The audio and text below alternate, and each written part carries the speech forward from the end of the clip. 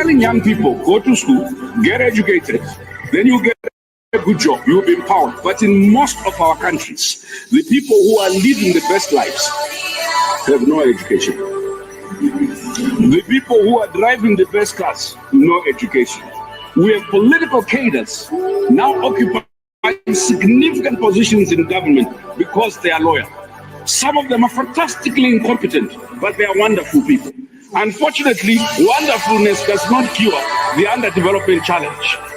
We have equated having things with being, so that those who have things are considered more human beings.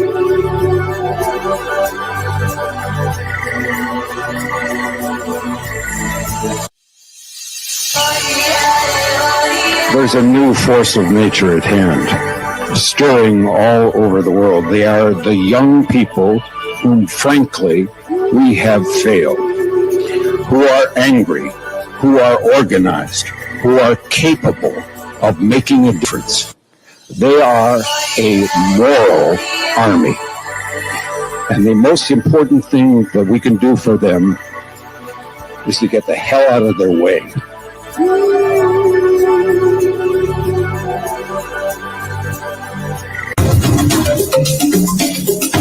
Sisi vile vile sio wote ambao wanataka ugomvi kwa sababu ya ugomvi. Niwaambia nyinyi ni wajinga mkimpata Ruto. Mkadhani tunawadanganya. Jeti ya Ruto. Hii maisha ya Ruto ni stress na ni stress. Mungu wewe umetukosea.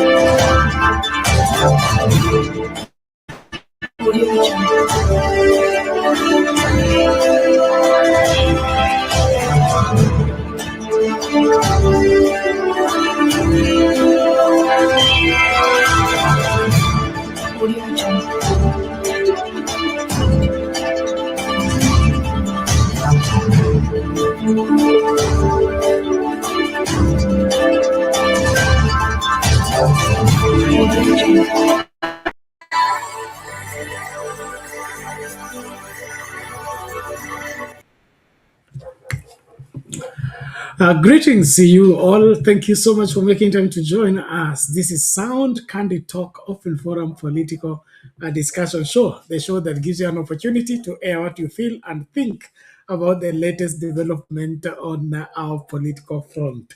Apologies, yesterday we couldn't pull through with the show. We had one hiccup after the other. I trust you're able to get us. Please confirm if you're getting us loud and clear, or we are still in the woods as we couldn't manage to pull through last night. Well, we are pursuing the same direction of the discussion we had started last night, and that was on the aspect of the style of leadership of William Ruto that seeks to belittle and demean other political leaders so that he can have an upper hand, especially in creating that perception that he is the only one that can handle the affairs of this country, and without him, this country cannot move on, or this country cannot function to its maximum.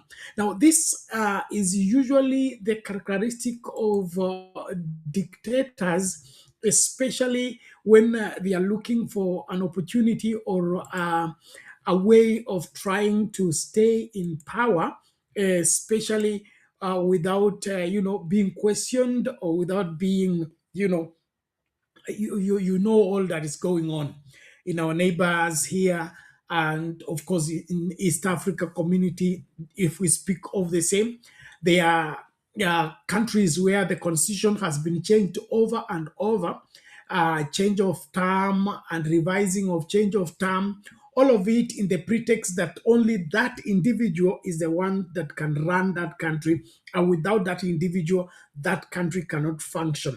And so we begin to see these telltale signs in the behavior and in the characteristic of William Ruto. And so we are questioning this style of leadership of William Ruto.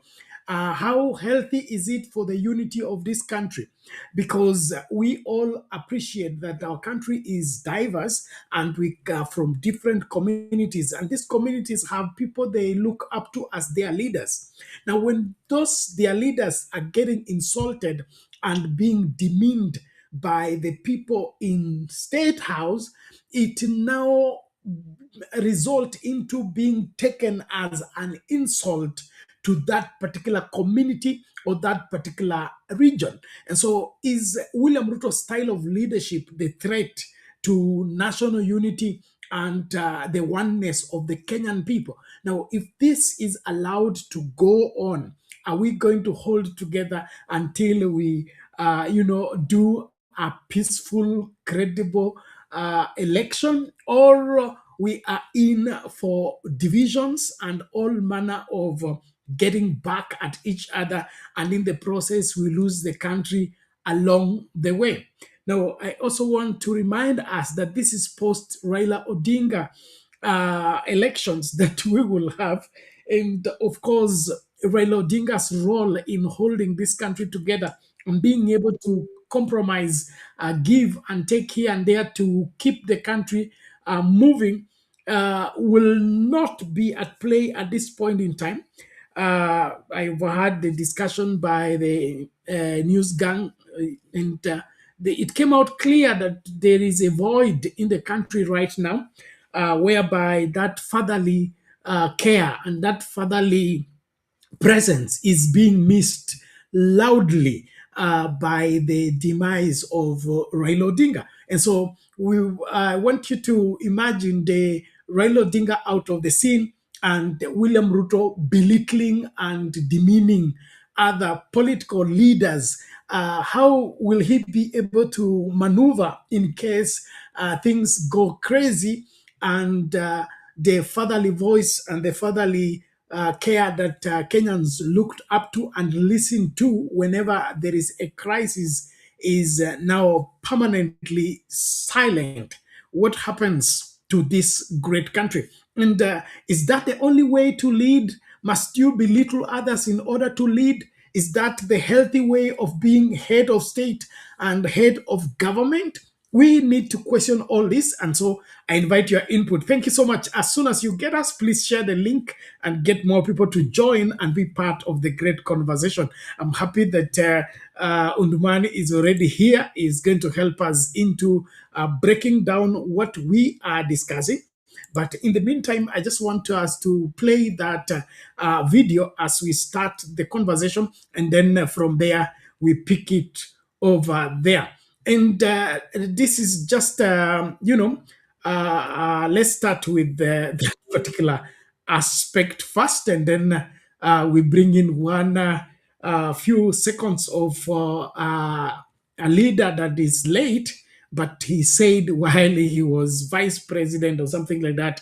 And we begin now to do compare and contrast between the mindset of William Ruto in leadership and other leaders that have gone ahead of him. Let's just get this and then hear out the story. Wewe sasa kama unangojea mtu akuje akupangie barabara ya kwenda kwako, kwa sababu barabara ya kwenda kwako bado ni vumbi na bado ni ya matope, unamngojea akuja akupangie. Yeye mwenyewe huyo ambaye unamngojea, yeye mwenyewe amekuwa kwa uongozi miaka 50. Barabara ya kwenda kwake ni ya vumbi na matope. Atatoa wapi akili kama amekosa akili ya kupanga barabara ya kwenda kwake? Atatoa wapi akili ya kupanga barabara ya kwenda kwako? Ndio mnaona wanasema ati haiwezekani, because they have never planned anything. Siasa tu ya kusumbuana, siasa watu wanawapigia makofi, maneno ya bure. Wewe sasa kama unangojea mtu akuje akupangie barabara ya kwenda kwako, kwa sababu barabara ya kwenda kwako bado ni vumbi na bado ni ya matope, unamngojea akuja akupangie.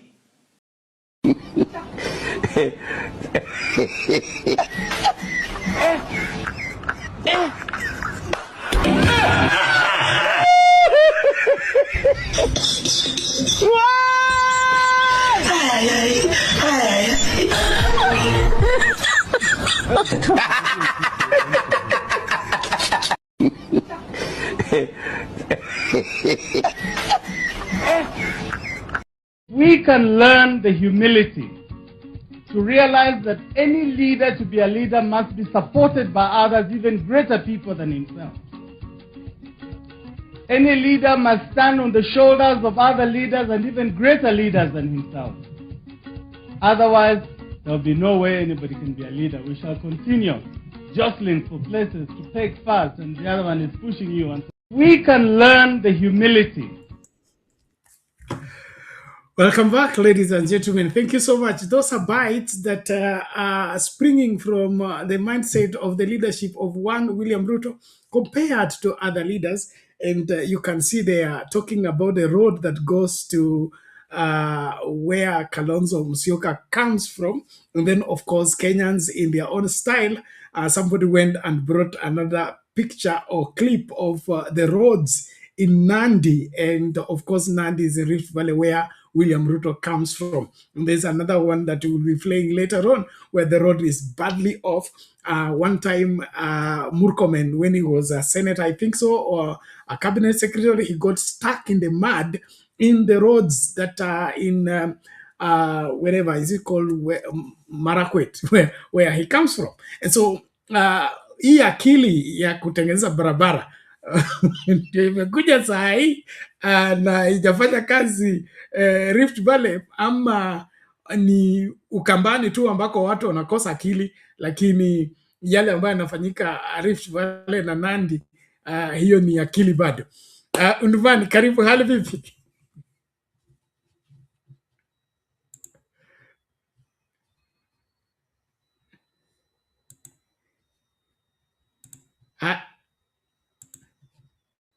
Kisha kufungulia, karibu.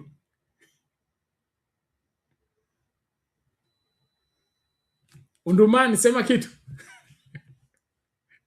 Nainua kamera yako, sura yako hiyo tuione. Samahani.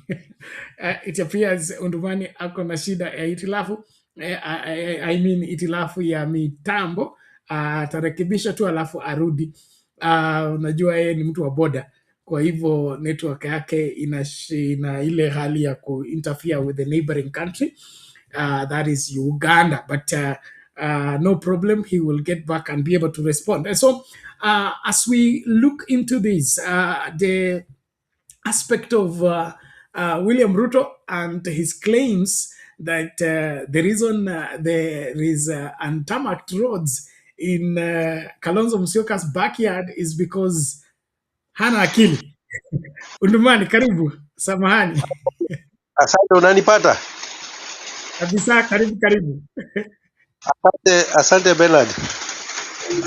Mimi naangaa sana kwa sababu wanasema nyani aioni kundule, inaona kundule ya mwingine Bernard. Sasa mimi nashindwa kama rais mwenyewe anaweza kusema ya kwamba anataka kutengeneza Kenya ikuwe kama Singapore. Sasa vile anaongea hivyo, hiyo ndio Singapore kweli Bernard? Ile vile anaongea, hiyo ndio Singapore. Na Singapore ilitengenezwa sehemu yote ilikuwa develop. Lakini sasa yeye kudanganya watu ya kwamba ati anataka nchi ya Kenya ikuwe Singapore. Na hapo anakosa kukuwa na heshima kwa wale viongozi wale wa zamani. Hii ni KANU Bernard. Kama Kalonzo alikuwa kwa KANU, yeye alikuwa kwa KANU. Kama baba yake Moi hakutengeneza, mtoto ndiye atatengeneza. Kalonzo alikuwa kwa KANU, yeye pia kwa KANU. Sasa yeye kwake pia iko barabara ile haijaweka lami. Alafu kwa Kalonzo pia hakuna barabara iko la lami.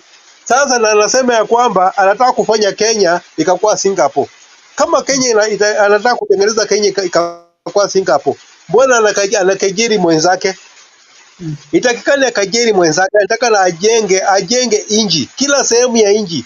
Singapore ikujengwa sehemu moja. Singapore ilijengwa kila mahali ndio Singapore ilijengwa. Sasa yeye asituletee ile Kiswahili yake ya kusema ya kwamba atatengeneza inji ya Kenya ikakuwa Singapore. Hiyo tu ni kuongea Bernard. Na inatakana rais akuwe na heshima kwa Kalonzo. Kwa sababu Kalonzo ni kama baba yake. Kalonzo ni mkubwa kwake. So mpaka ile heshima ipatikane. Na kama barabara iko huko haina lami kwa Kalonzo huko, mbona yeye asiweke? Na anataka Kenya kuwe kama Singapore. Mbona yeye asiweke? Haya kwa madaraka vile baba yake Moi alikuwa kwa madaraka. Mbona baba yake Moi hakuweka huko? Yeye kitu inatakana acheke baba yake Moi. Asicheke Kalonzo. Kwa sababu Kalonzo amekuwa katika KANU miaka hii yote. Yeye amekuwa katika KANU.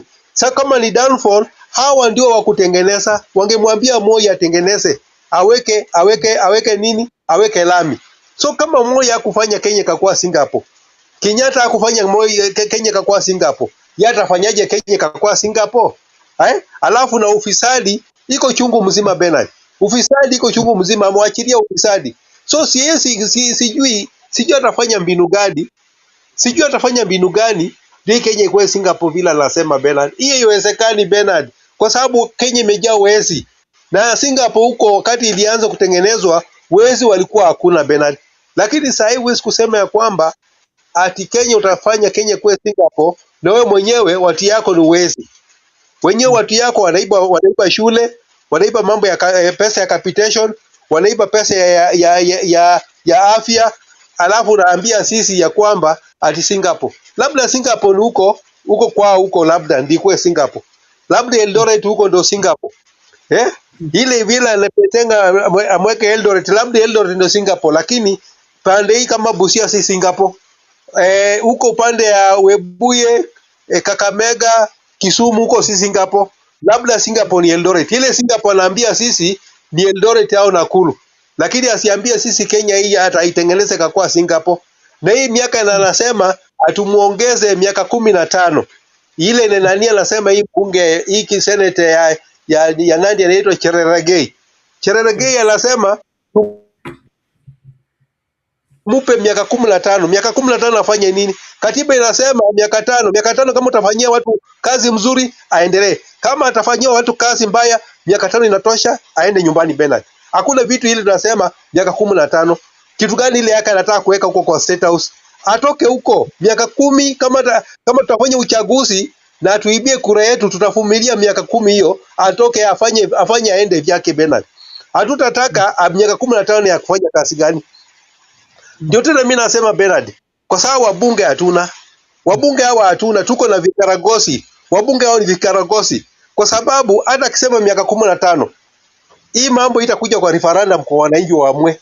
Wale wabunge wajinga, wale wanajifanya wamesoma kwa wako katika bunge kule, watanunuliwa na pesa 8, watanunuliwa na shilingi 2. Baada ya kununuliwa kwa shilingi 2 huko katika bunge, watapitisha katiba hiyo. Watapitisha katiba, watatengeneza katiba ili tuende uchaguzi na katiba nyingine mpya ili endelee miaka 15. Lakini kwa sisi raia hatutakubali. Hatutakubali. Yatengeneze Singapore kwa hewa juu. Atengeneze Singapore kwa hewa. Lakini si hapa Kenya atatengeneza Singapore kwa sababu yeye ana uwezo ya kutengeneza Singapore. Ana uwezo ya kutengeneza Singapore. Wabunge wa saa hii akiwa rais, akiwa serikali ya saa hii Bernard. Viti ya Singapore waachane nao kwa sababu mtihani imewashinda.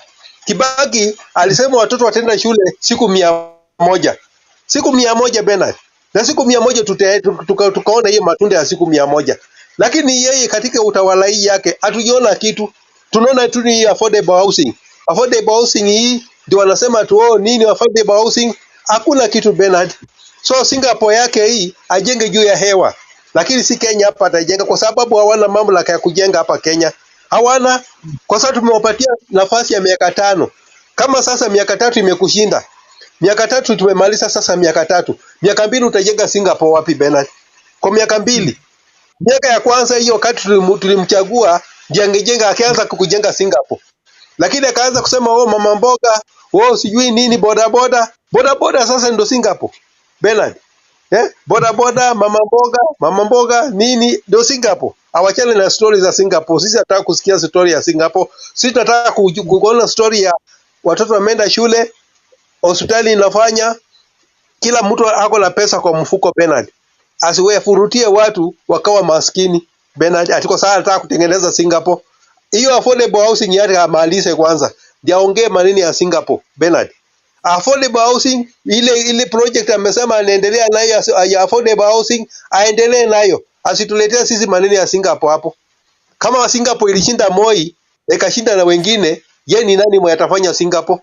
Kwa hii miaka 2 imebaki, tunaenda uchaguzi 2027. Alafu analetea sisi maneno ya Singapore. Hawachane maneno ya Singapore. Singapore awaambie wafu wale walikufa. Lakini wale sisi tuko wazima, asiambie sisi maneno ya Singapore, aambie wafu.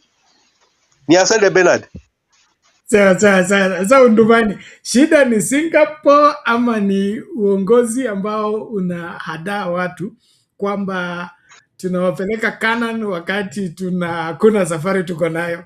Ni hapa tumo humu tu, kama ile kuna siku moja Nguma alisema kwamba kama baba ametoa viatu akaacha hapo kwa mlango, alafu mtoto wake toddler akaingia akavizivaa, anajua mtoto hawezi kwenda mbali na hizo viatu. Inaonekana hapa ni wananchi kuchezewa tu shere kwamba mara sasa ni bottom up, tumeacha hiyo sasa, tumeanza Singapore, and probably by end of by June of next year kutakuwa na story nyingine. Bernard, ambie wabunge wake huko, asiambie raia. Sisi raia tumemjua, ambie bunge huko, bunge ile anaonganga pesa, awaambie wabunge kule. Kwa sababu wabunge ndio wako na akili ya utoto huko. Wamejifanya wameenda shule wamesoma na wako na akili ya ujinga. Awaambie bunge huko ya kwamba anatengeneza Kenya kuwe Singapore, wampigie makofi. Lakini sisi raia tunajua uongo yake, tunajua porojo yake. So hiyo Singapore apeleke kwa bunge huko. Asiletee sisi wa Kenya hapa. Kwa sababu bunge ni imeharibu hii nchi. Maendeleo Kenya imeshindwa kuendelea mbele kwa sababu ya wabunge. Waweki sheria. Sheria ile inaweza kuendesha hii nchi kwa mbele, Bernard. So hii maneno ya Singapore na vitu vingine, ambie wabunge wake huko. Wale wameongwa pesa huko. Watengeneze Singapore kwa bunge huko. Okay, sawa. Asante sana Undumani, tunashukuru. Naomba mabibi na mabwana, tafadhali tunapoendelea na mchakato huu, karibisha mtu. Asante sana watu wangu wa nguvu wa TikTok. Tafadhali like video, keep the screen active. Usitazame peke yako. Naamini mambo yanayosemwa hapa ni ya muhimu na tunajifunza kutoka kwa mwingine mmoja na mwingine kwa minajili ya wema wa nchi nzima. Siasa zetu zimekuwa siasa za uongo na kudanganya haswa umma, na ndiposa hapa tunachukua muda kudadisi kila swala ili kuhakikisha kwamba hakuna mwananchi ambaye atahadaliwa ama kubebwa ujinga. Kama kuna kitu ambacho tumechoka nacho kama Wakenya, ni ile kubebwa ujinga, kupewa ahadi ama matumaini ambayo hayapo, na hayo matumaini kila mara yanazimia kwa sababu viongozi wawekwi katika mizani vizuri na tukachagua wale watu ambao ni wa kuaminika. Na swala nyeti Undumani amezungumzia ni hili swala la affordable housing. Kuna ile kipindi ambacho William Ruto ameenda kulaunch nyumba, akaleta wananchi wakaingia kwa nyumba hapo wakapiga picha. Tena baada ya masaa mawili matatu PS wa housing anakuja kwa TV anasema hata hao watu wameingia kwa hiyo nyumba hawataingia saa hii, wataingia after 90 days. Tunaenda kutengeneza gasi iwekwe mita ndio wananchi wakiwa hapo waweze kulipia. So ni kipi hapa kinaendelea? Affordable housing wananchi wamepewa ama serikali bado iko nayo? Wajaweka gas? Ni game gani inachezwa? Tuone hiyo video alafu tukadadisi. Karibisha mtu, tumakinike pamoja.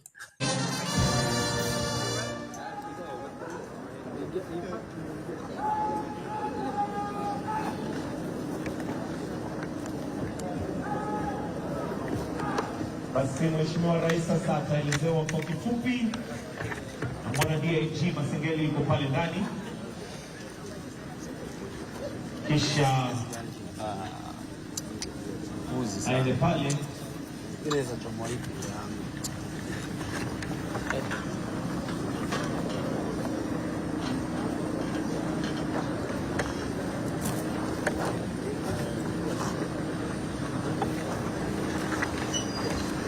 Mheshimiwa Rais sasa anatembezwa ili aone stesheni ambayo tutakayitumikia watu wa Mukuru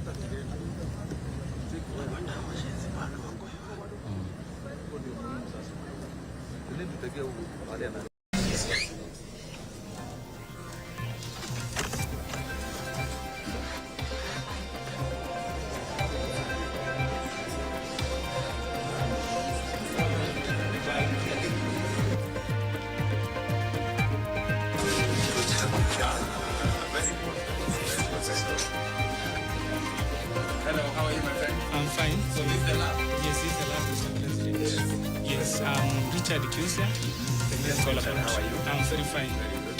The medical laboratory technologist. Yes. Yeah.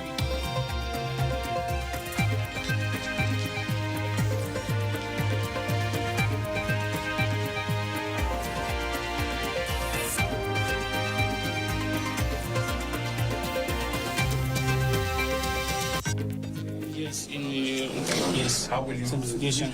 We need to so that anyway, by the time we complete this place, there will be minimum dust. Yes. Yes. We have also something. Yes. Yes. Okay. We have also the TB room where we do the TB tests. Oh. Yes. Okay. So yes. What are somebody? How do you do the test? We do using the sputum. From the client's request. Yes, then we examine. Yes, we have also the microscope for doing the urinalysis tests to test for infections and also for malaria microscopy. Yes. And we also do stool analysis.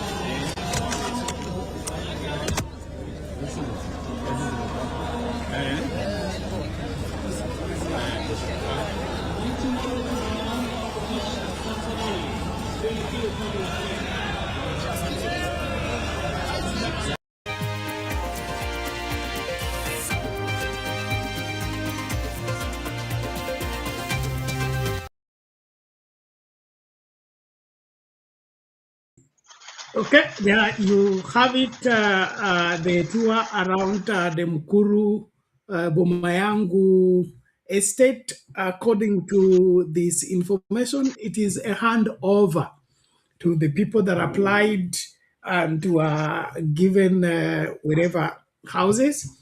And then no sooner did that handing over ceremony get concluded than the PS for housing came on TV and says, although there has been a handover, there will be no occupying of the houses until after 90 days when they have finalized the gas aspect of the house system. So Undumani, hii ndio hiyo ama ni mchezo? Bernard, afadhali mtu aishi maisha yake. Unaona Bernard? Mtu aishi maisha yake. Ukisema utegemei maisha ya wanasiasa, utaugua patupu Bernard. So hii vitu ya affordable housing tunaangalia wakati ya hii nini inaitwanga Kenya National Housing Corporation. Kenya National Housing Corporation mpaka saa hii hiyo ni manyumba ya wadosi Bernard. Hakuna mtu maskini yule anaishi kwa katika nyumba ya Kenya National Housing Corporation. Ili manyumba walikuwa wanajenga kama ya Kanjo hapa sana sana hapa Busia hapa. Tunaona wadosi tu ndio walichukua manyumba na sasa wanagodeshea wale wa hali ya chini chini. Lakini hizo manyumba ni za wadosi. Sasa hata hizo manyumba hilo wanajenga affordable housing. Affordable housing haitasaidia raia wa chini. Hii manyumba ni ya wadosi. Hii wanajengea tu wadosi, wale watakuja kuingia na pesa zao, alafu baadaye wanakuja kurent Bernard. So mwananchi anachezewa tu pande na tupo pande hii. Lakini sisi wananchi wenye tuko na akili, tunaelewa mali serikali inaenda Bernard. Hatuwezi enda kwa viti ya ujinga. Hiyo ni viti ya ujinga inakupa pressure bure Bernard. Viti ya mtu yule mkora, hakuna kitu mzuri utapata kwa mtu mkora Bernard. Hakuna kitu mzuri utapata kwa mtu mkora. Utapata kitu mzuri kwa yule mtu sio mkora Bernard. Mtu sio mkora atakwambia kitu ni hakika. Lakini wa Kenya waendelee tu na maisha yao ya kila siku. Kama Singapore itakuja ni sawa. Kama hii affordable housing itakuja ni sawa Bernard. Lakini tusiweke huko matumaini ati serikali itatengenezea sisi manyumba. Serikali iko na mabwenyenye. Iko na mabrokers. Brokers utakosa utapataje hiyo nyumba na broker yako? Utapataje hiyo nyumba na mtu ya serikali mtu mkubwa ako Bernard? Kama watu wa Mkuru kwa jenga waendelee tu kuishi ile maisha yao ya zamani. Watu wakiwa Korogocho waendelee na maisha yao Korogocho Bernard. Kama unyaya anaishi Lavington endelee na maisha yake Lavington Bernard. Tunajua Bernard hakuna kitu mzuri utakuwa kwa watu wa kora. Hii serikali ni watu wa kora, bunge wa kora, kila yani hakuna kitu utapata kwa mtu mkora. Kama afya peke yake wamefanya ukora ndani. Ukiona affordable housing ukora ndani. Katika elimu wakora ndani Bernard. Hakuna kitu utapata kwa watu wa kora Bernard. Broker hakuna. Hakuna Bernard. Waendelee na maisha yao tu, kila mtu aendelee afanye maisha yake. Biblia inasema mwenye endelea kuiba endelee tu kuiba. Mwenye anataka kufanya mazuri endelee tu kufanya mazuri Bernard. Lakini siku ya hukumu iko Bernard. Siku ya hukumu iko Bernard. Hii pesa hii ni wanaiba ya Wakenya wanaenda ng'ambo, watu ni wagonjwa wanaenda ng'ambo. Kwa sababu hata Biblia katika kitabu ya Hagai inasema ya kwamba wanakula lakini wawashibi. Washibi Bernard. Wanaiba hiyo mapesa mingi lakini wanawashibi hiyo Bernard. Wanafaa manguo kubwa lakini hii manguo iko expensive lakini bado iko baridi. Wanasikia baridi Bernard. Kwa sababu mumuimbia Mungu. Kwa sababu mambo ya Mungu, wanafanya mambo yao. That's why wanakula hii miaka yote, wameiba mamilioni ya pesa na washibi na watosheki Bernard. Hii ngapi wameiba katika affordable housing na washibi?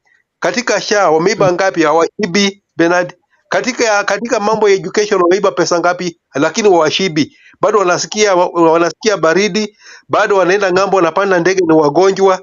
Na sisi wenye tunaenda tu kwa chemist tunanunua Panadol na tunameza na tunaendelea na maisha Bernard. Unaona? That's why wamemuibia wananchi Bernard. Hii watu hii wakora Bernard. Ile wakati wanaenda ng'ambo wanatoka tu na jeneza huko ng'ambo, tunawasika tu. Tunaenda kwa matanga yao huko, ndio tuhubiri kule, tukule huko. Tukishakula huko tunatoka huko Bernard. Hakuna kitu kizuri huko inaweza kutupendeza Bernard. Hakuna. Okay. Sawa. So kwako wewe unaona hii ni kipindi tu na ni ile hali ya kudanganya Wakenya kama kawaida, na umezungumza kuhusu National Housing Corporation, alafu maneno ya slum upgrading. Kuna wale ambao wanafikiria kwamba ni Ruto ameanzisha. Tulikuwa na slum upgrading na Moi. Kumbuka zile nyumba za Kibira zinaitwa Kibira Ayani. Hiyo ilikuwa ya watu kutoka kwa slum waingie huko. Ilipomalizwa wakubwa ndio waliingia. Kukakuja hii ingine ambayo ilianzishwa na Raila Odinga, Majengo, hiyo sehemu nyingine inaitwa California SV, hapo juu Pumwani hospitali hivi, nyumba zikajengwa hapo ya slum upgrading. Zilipomalizwa wakubwa ndio waliingia, watu wa slum waliendelea kuwa wapi? Kwa slum. So inaonekana hii maneno ya affordable housing is not going to be any different, and why should that be the case? Are we really serious about improving the lives of Kenyans, or are we just proud of milking them? Kwa sababu hii inaonekana ni kama ni business opportunity ambayo wakubwa wanatengeneza hela na maskini wanaendelea kupiga makofi. Bernard, wacha nikuelezee Bernard. Hao ndio wanatakana kutengeneza maisha ya Wakenya ikakuwa mzuri. Wasijitengenezee maisha yao ikakuwa mzuri ikashinda hiyo ya Mkenya wa chini Bernard. Inatakana hii Kenya itutoshe wote, isitoshe wengine, isitoshe wale si wengine Bernard. Sisi tunajua ya kwamba hata hii pesa ya county government, pesa za county government zimeibiwa pesa nyingi sana. Hakuna county government inaweza kusema ati imefanya hii. Hizo pesa zinaingia katika county government, hizo pesa zinaingia katika serikali. Hao wabwenyenye hao wakubwa wanaiba hizo pesa. Wakishaiba hizo pesa wanaenda kuzijenga mahali. Ndio unaona wakati ya jensi walikuwa nasema ya kwamba tunajua mahali watoto yao wanasoma. Tunajua mahali wamejenga Bernard. Unaona? Tunasijua hizo nyumba mahali wamejenga, wameiba pesa ya serikali wamezijenga. Tunasijua mahali hizo pesa wanaziweka Bernard. Unaona? So wakati hii nchi inaharibika, hii nchi wakati itachomeka Bernard, watu wataenda kwa hizo Bernard. Hao wanatengenezea tu maskini ana kitu ya kupoteza.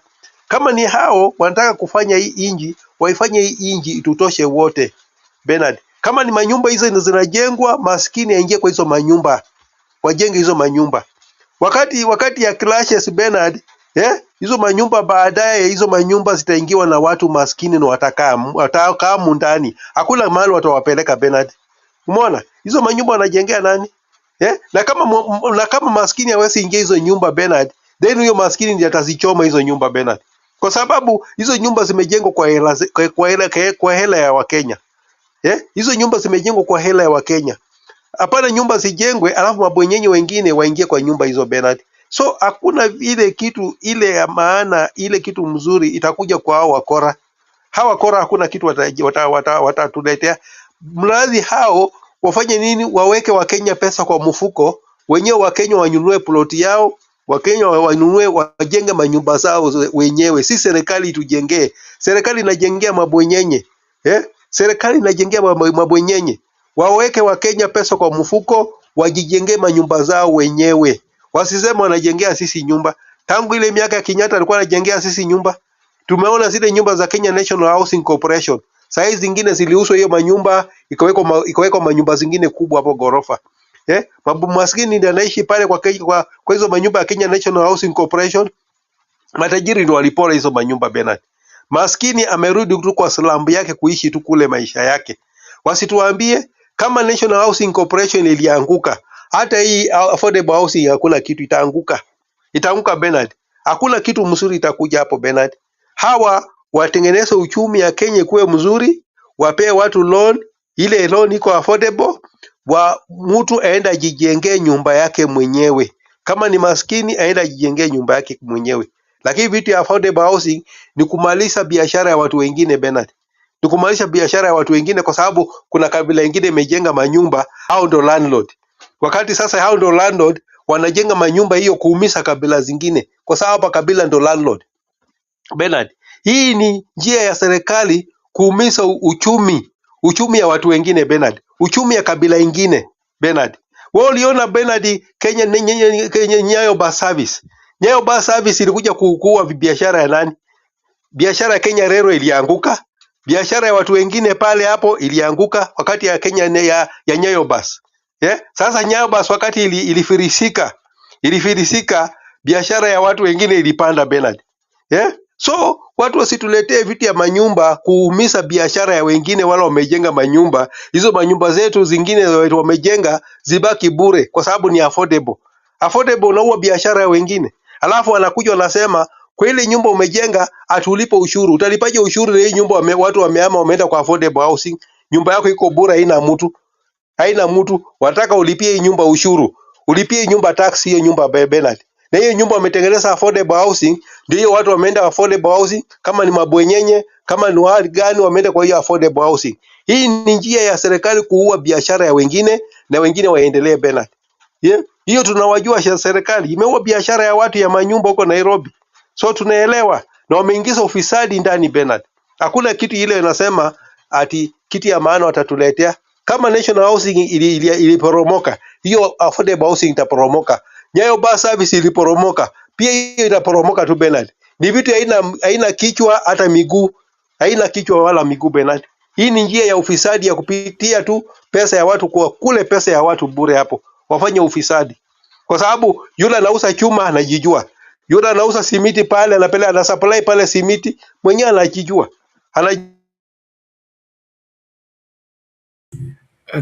Okay, there you go. Nashukuru wote tunapoendelea na mchakato. Inaonekana undumani mitambo imeharibika. But let's get going as we engage. I believe that just a moment. Here we go.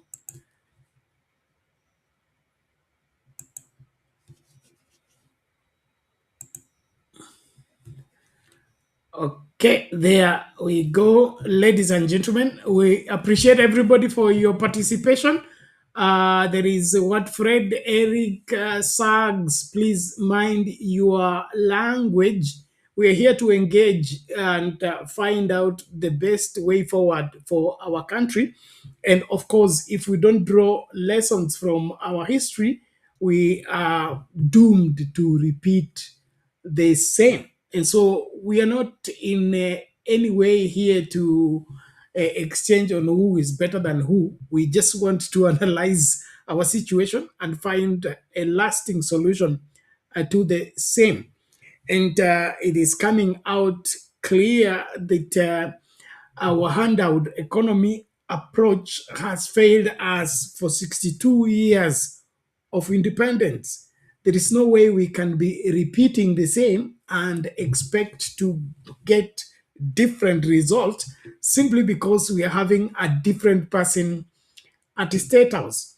If we keep systems the way they are and run them the way they are, the outcome is going to be the same, regardless of who is running that particular system. And so I think it makes all sense in all the world when we rise up and begin to question what needs to be questioned, and then, of course, seek answers to those questions without necessarily bad-mouthing anybody. And of course, the moment you are a public figure, you are a person of interest, and therefore, as Kenyans, we have right to discuss you. So William Ruto is a matter of discussion because he is the driver of what's going on in our country, and whatever goes wrong, the buck stops with him. And so I believe we must, as a people, begin to scrutinize these matters closely. And then, of course, the way our politics are played is such that there is some subtle hidden agenda in every undertaking. I have questioned the intentions and the purpose behind affordable housing. And my questioning has always been what was most urgent for the country and most important for that matter? How many people did we have sleeping on the street and sleeping in the open air because they did not have houses? And so we had an important emergency whereby we needed housing so urgently that we couldn't put up a process whereby people can own those houses through means of generating an income. My understanding of all this is that the money we are putting into affordable housing would have done much better if we placed them into industrialization. Industrialization, whereby instead of putting up affordable housing in Garissa, affordable housing in Isiolo, affordable housing in Marsabit, affordable housing in Kakamega, and other places, if we instead place their industries, factories, and ensure that those factories are functioning, it will have created what? Jobs for the people in that particular locality. And the job creation in that particular locality will boost the economy in the place. The people will have a guaranteed salary. And then through that guaranteed salary, they'll be able to do what? Make their money, get loan if they need to, and build houses for themselves. So you are making affordable housing, yes, but by what? Empowering the people to be able to get those houses for themselves. I don't know how you see this, but from every look of what's going on with affordable housing, is going to create a huge crisis, a huge scandal is going to come out of this. One is that we are giving these houses to people without guaranteeing them an income. And then these houses are supposed to be paid the same way you pay rent. That means when you lose that your kibarua, when you lose that your job, you will not be able to do what? To pay the mortgage the way you're supposed to pay. Then what are the consequences? You will be snatched the house. And so I see this coming to that particular place where people are kicked out because they have, failed. They have defaulted into the paying process. And the defaulting is as a result of what? Lack of employment. And so what was most urgent in this country when Ruto came into office was job creation. But you can't use, job creation by, getting the money stuck, because when you put money in a house, okay, that money is stuck into that house. It's completely taken over by that house, and the reproduction of that money, it will take years before it is recovered. That's my understanding. But if you placed it in an industry and the industry begins to be productive, the circulation of that money and the reproduction of that money in an industry is faster than when you place it in a house and then you begin to collect rent, okay, monthly rent, than daily wages that people will be earning in an industry. And so, to me, this is a long game that, in my opinion, is going to be disastrous. I don't know if you saw the headline on, I think it was the Nation newspaper, about the huge scandal. I think, was it 5 billion or something like that for markets? Okay. Yes, markets. The was it market zone, or the project that was being undertaken by Moses Kuria before he left that docket, and then he went to advise the president, and now he's outside of the cabinet. And so what I'm talking about is the reality of the same. So just like we launched out these economic zones, yes, they called it economic zones, and put up wherever marketplaces and make those economic zones function and all that. So it has eaten over 5 billion, and that money cannot be traced, and the markets also cannot be seen. And so what we are doing as Kenyans, in my opinion, is, trying to reinvent a wheel, which, in my opinion, it's far-fetched. It's far-fetched. Our population is rising at a very high rate. The demands and the resources are becoming limited with every passing day. The earlier we embark on multiplying those resources so that they can match with the population that we have and the demands of the population is what needs to be more urgent. For example, Nairobi was built for 400,000 people. Okay, that the original Nairobi was built for 400,000 people. The infrastructure of Nairobi was 400,000 people, and now we are almost 6 million people. So we're having 6 million people on a 400,000 infrastructure. So if you are getting 6 million people on a 400,000 infrastructure, what are you doing? You're creating a crisis. And so, in my understanding, there isn't much coming out of this so-called affordable housing and all these other projects that are being launched every week. And then, of course, the so-called empowerment program that is being run by the deputy president, Kithure Kindiki, every week distributing money, million here, 2 million here, million here, 2 million here, for these mamas, for this youth, for these border people. It's still a waste, in my opinion, because nothing much is going to come out of that, and the economy will continue bleeding. And I don't see much coming from the same, because without production, without ensuring that people are productive and people are engaged into gainful employment, there isn't much we can count on as far as making a difference is concerned. And so, as we go about looking at what's cooking in our country and what needs to be done, or what should be done, in my calculated opinion, we must, as a people, ensure that we are doing what must be done, and that is the right thing. The right thing. And left for me, this country needs to go back to the drawing board. For example, Vision 2030. We are shy of how many years to get to 2030? Less than, this is, we're closing 2025. That means less than 5 years, we should be in 2030. How much have we achieved the Vision 2030?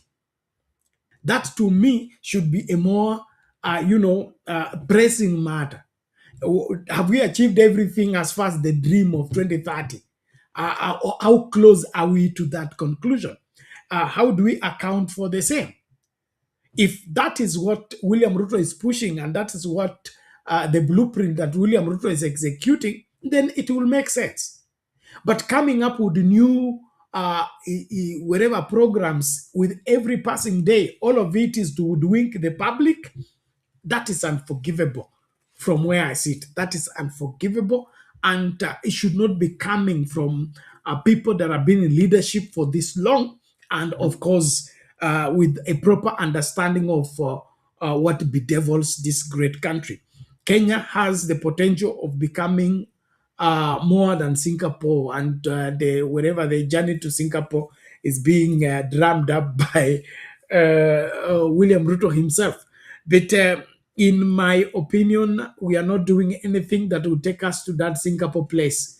it's a it's like we want to go, but we now put a stumbling block on our way to where we are going, and that is it. Because if we really want to be Singapore, then we must begin by first things first. Okay, and first things first is that Singapore arrested corruption. Okay, became zero tolerance to corruption. What are we doing on corruption? Nothing. Okay, in fact, if anything, we are aiding it, we are covering it, we are fueling it, we are building it. And so we can't be Singapore when we are not doing what Singapore did to correct what was wrong so that they became first world. And so the pretense and the rhetoric of us becoming Singapore, becoming first world, is not different from bottom up, is not different from kutoka hapa chini tuende hapa juu. Wao waelewi, hawajawahi lala njaa, hawa ni watoto wa wadosi, sisi ni maskini. The same rhetoric that played out in 2022 is the same one being played right now because of 2027. And this journey to Singapore is nothing but the story that we are being told, but no drawn out plan that can make that happen. Look at what's going on in Burkina Faso under Ibrahim Traore. He went back to the drawing board, got to what is the problem with our country. He didn't play politics with it. In fact, he discouraged the politics around it, ensured that it's fixing education permanently, fixing infrastructure permanently, it's fixing healthcare permanently. Now, to me, that makes sense because this is somebody who has shouldered the responsibility of the country. But what William Ruto is offering Kenyans is a game, and that game is going to end up into the tears of Kenyans, and then, of course, the difference between the poor and the rich is going to widen with every passing day. Remember the statistics that came out the other day that 125 people own in this country is more than what the rest 46 million own altogether. So how do you fix that? By doing the same thing that creates that. This affordable housing belongs to some people. The beneficiaries are a few clique of people. The rest are consumers. How do we become a country of consumers? Okay, majority of people have become consumers, and a clique of few are productive. Those few are the ones controlling everything. They're the ones that rig the elections, and there is nothing we can't do. They have the money, they have the army, they have the police. They rig the elections deliberately. They practice impunity because they're the ones holding the economy together. Something needs to happen, and that is Kenyans must wake up from their slumber and begin to raise questions on matters that matter. Let's go get out of the madness of trying to, justify one term, two term. That, to me, that's not a debate. That's not a debate. That one term, two term is not an issue. What's the issue is how do we fix this country? How do we make this country ready for this younger population that has, overwhelmed us? We have been overtaken by events. We are behind in ensuring that the current population will be catered for by the current state of the resources available. Do we have enough schools for the children we are taking to school? Do we have enough food for the people we are giving birth to? Those are the issues that you should be telling me. Not that we are finding house for Kenyans to live in a decent home and all that, so that they die there. Or do what? Or you want to collect the little money they have, then send them away from those houses because they have fallen back on paying the mortgage? And then you tell us you're helping this country? No, you're running away from responsibility. And to me, that is very annoying, to say the least. So as leaders, both political and otherwise, we must accept the leadership responsibility by ensuring that we shoulder the responsibility of the country. This country badly needs right leadership. We must get round pegs in round holes, squared pegs in squared holes. That's where you begin to go the Singapore way. But you have a herdsman for a minister of health. Mfugaji wa ngamia ndio waziri wa matibabu. Waziri wa afya.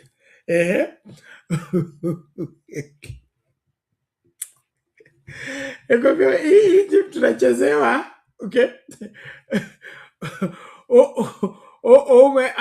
Afadhali ungechukua daktari wa ng'ombe, okay? Akwe minister wa health, at least kuna udaktari hapo ndani. Lakini mfugaji, huyo ndio umefanya minister wa health, okay? Umechukua tena nani? Terrible. So we deliberately create crisis and delay the transformation of the country, but we keep running our mouth and giving promises that don't add up. So as a people, we must wake up and begin to demand that people in leadership are doing the right thing, or we kick them out of office. And that needs to be an issue that nobody should be playing around with the same, even as we go forward. And so let's look at this other story, even as we continue with the discussion. It is important that William Ruto comes to terms with the understanding that the way he's doing things is not sitting well with Kenyans. And even if he, poses as the best that Kenyans can offer, we doubt that from afar. Let's just listen to him and his deputy and on how they are running this country. Listen. Na ndio mimi nawashukuru mumenipatia huyu kiongozi, huyu Profesa Abraham Kithure Kindiki kama naibu wa rais. Huyu muungwana, wacha niwaambie, anaelewa mambo. Anaelewa barabara inaelekea wapi. Anaelewa mambo ya stima. Ananisaidia kupanga mambo ya affordable housing. Wale wengine ni panganga, kelele, sijui nini, bure. Nye mnanielewa? Tupange ile kazi ambayo itabadilisha Kenya. Halafu baadaye tutafanya uchaguzi kulingana na kazi mtu amefanya. Ama namna gani watu wa Meru? Kwani mtu anachaguliwa kwa sababu wako na sura mzuri? Mtu anachaguliwa kwa sababu anatoka kanisa fulani ama anatoka jamii fulani? Si mtu anachaguliwa kwa ile kazi amefanya? Ama mnasemaje watu wa Meru? Kama mtu hana sera, hana mpango, hana agenda, hana vision, hata akili hana, huyo ni mtu ya kuchaguliwa kwenda mahali popote? Mimi nawauliza watu wa Meru,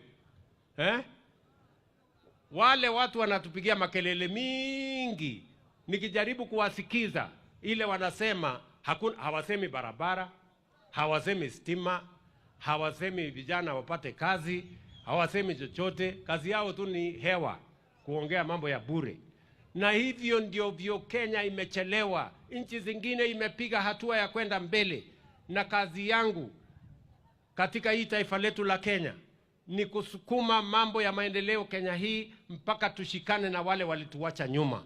And I want to ask you, the people of Meru, the people of Kenya, tushirikiane. Waswahili wanasema umoja ni nguvu, kujitenga ni udhaifu. Tushirikiane, tufanye kazi kwa pamoja. Na ndio mimi nawashukuru mumenipatia huyu kiongozi, huyu Profesa Abraham Kithure Kindiki kama naibu. Okay, there you have it. That's William Ruto praising his deputy, and of course that he has been given. Question is, did we give Kindiki to William Ruto, or William Ruto appointed Kindiki to be his deputy? That's question number one. Number two, he's telling us that people will be elected according to what they have done. Now, is that the criteria of finding leadership in our country, according to the Constitution? No. Our Constitution stipulates that we should elect people who are integrous. Chapter 6, okay? People with character, people with outstanding you know, capacity to be able to deliver proper leadership for the country. So it is not a performance contest. It is who is credible, who is reliable, who has a character and a capacity to run the affairs of this country. And so William Ruto is cleverly tuning the minds of Kenyans that elections will be determined by what somebody has been done or what somebody has done. But I just want to remind you, when William Ruto was seeking election in 2022, what did he tell us? He said we should not check history, okay? We should forget history and focus on the right now and the future. So how are we going to find out what somebody has done if we don't look at history? Good. Now, looking at the history of William Ruto and his performance from Youth for KANU 92, when he got into politics, to the time when he got into office, what kind of performance had he performed that was so exemplary that made him qualify to be president in this country? And so even when we place him on his own scale, I don't think he stands a chance. And so as Kenyans, it is time for us to raise an alarm that we are being carried for fools, to say the least. Kithure Kindiki was an appointee of William Ruto. So was Rigathi Gachagua. So if Rigathi Gachagua is bad and is Ruto's choice, Kithure Kindiki is good and is same Ruto's choice, who made the mistake? It's Ruto, it's not Kenyans. It's Ruto. Because Ruto had a choice to pick his running mate. He did that for himself, by himself, without undue influence. And if there was an undue influence, it was all driven by his personal interest. So the assistant of William Ruto is Rigathi Gachagua and Kithure Kindiki. And all of them are in office courtesy of William Ruto, not courtesy of Kenyans. And so he should stop his reverse psychology of trying to make Kenyans to have done what he did. That's number one. Then number two, he's talking about the people asking for the opportunity to run the affairs of this country, not having brains, not having plan, not having vision, not having anything that they can offer Kenyans. How did he come to that conclusion? By listening to them? Did he vet them? Did he research each one of them and came to that conclusion? How does he know they don't have a vision? They don't have brains. In fact, hapa killing ndio panaumiza sana. How does somebody come to a conclusion that the other person doesn't have brains?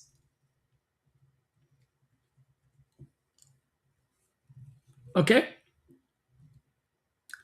Well, I don't want to dig that further, but I just want to let you see the kind of psychological games that William Ruto is playing.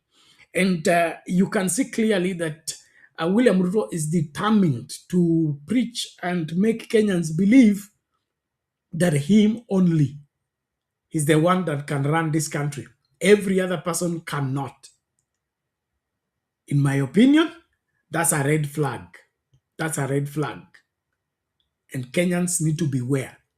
The person who offers himself as the solution and wants to kill every other person or wants to exterminate every other person, he's not planning good about what he intends to do when he gets in office. And therefore, Kenyans need to be extra vigilant and extra careful about who they are assigning the responsibility to run the affairs of this great country.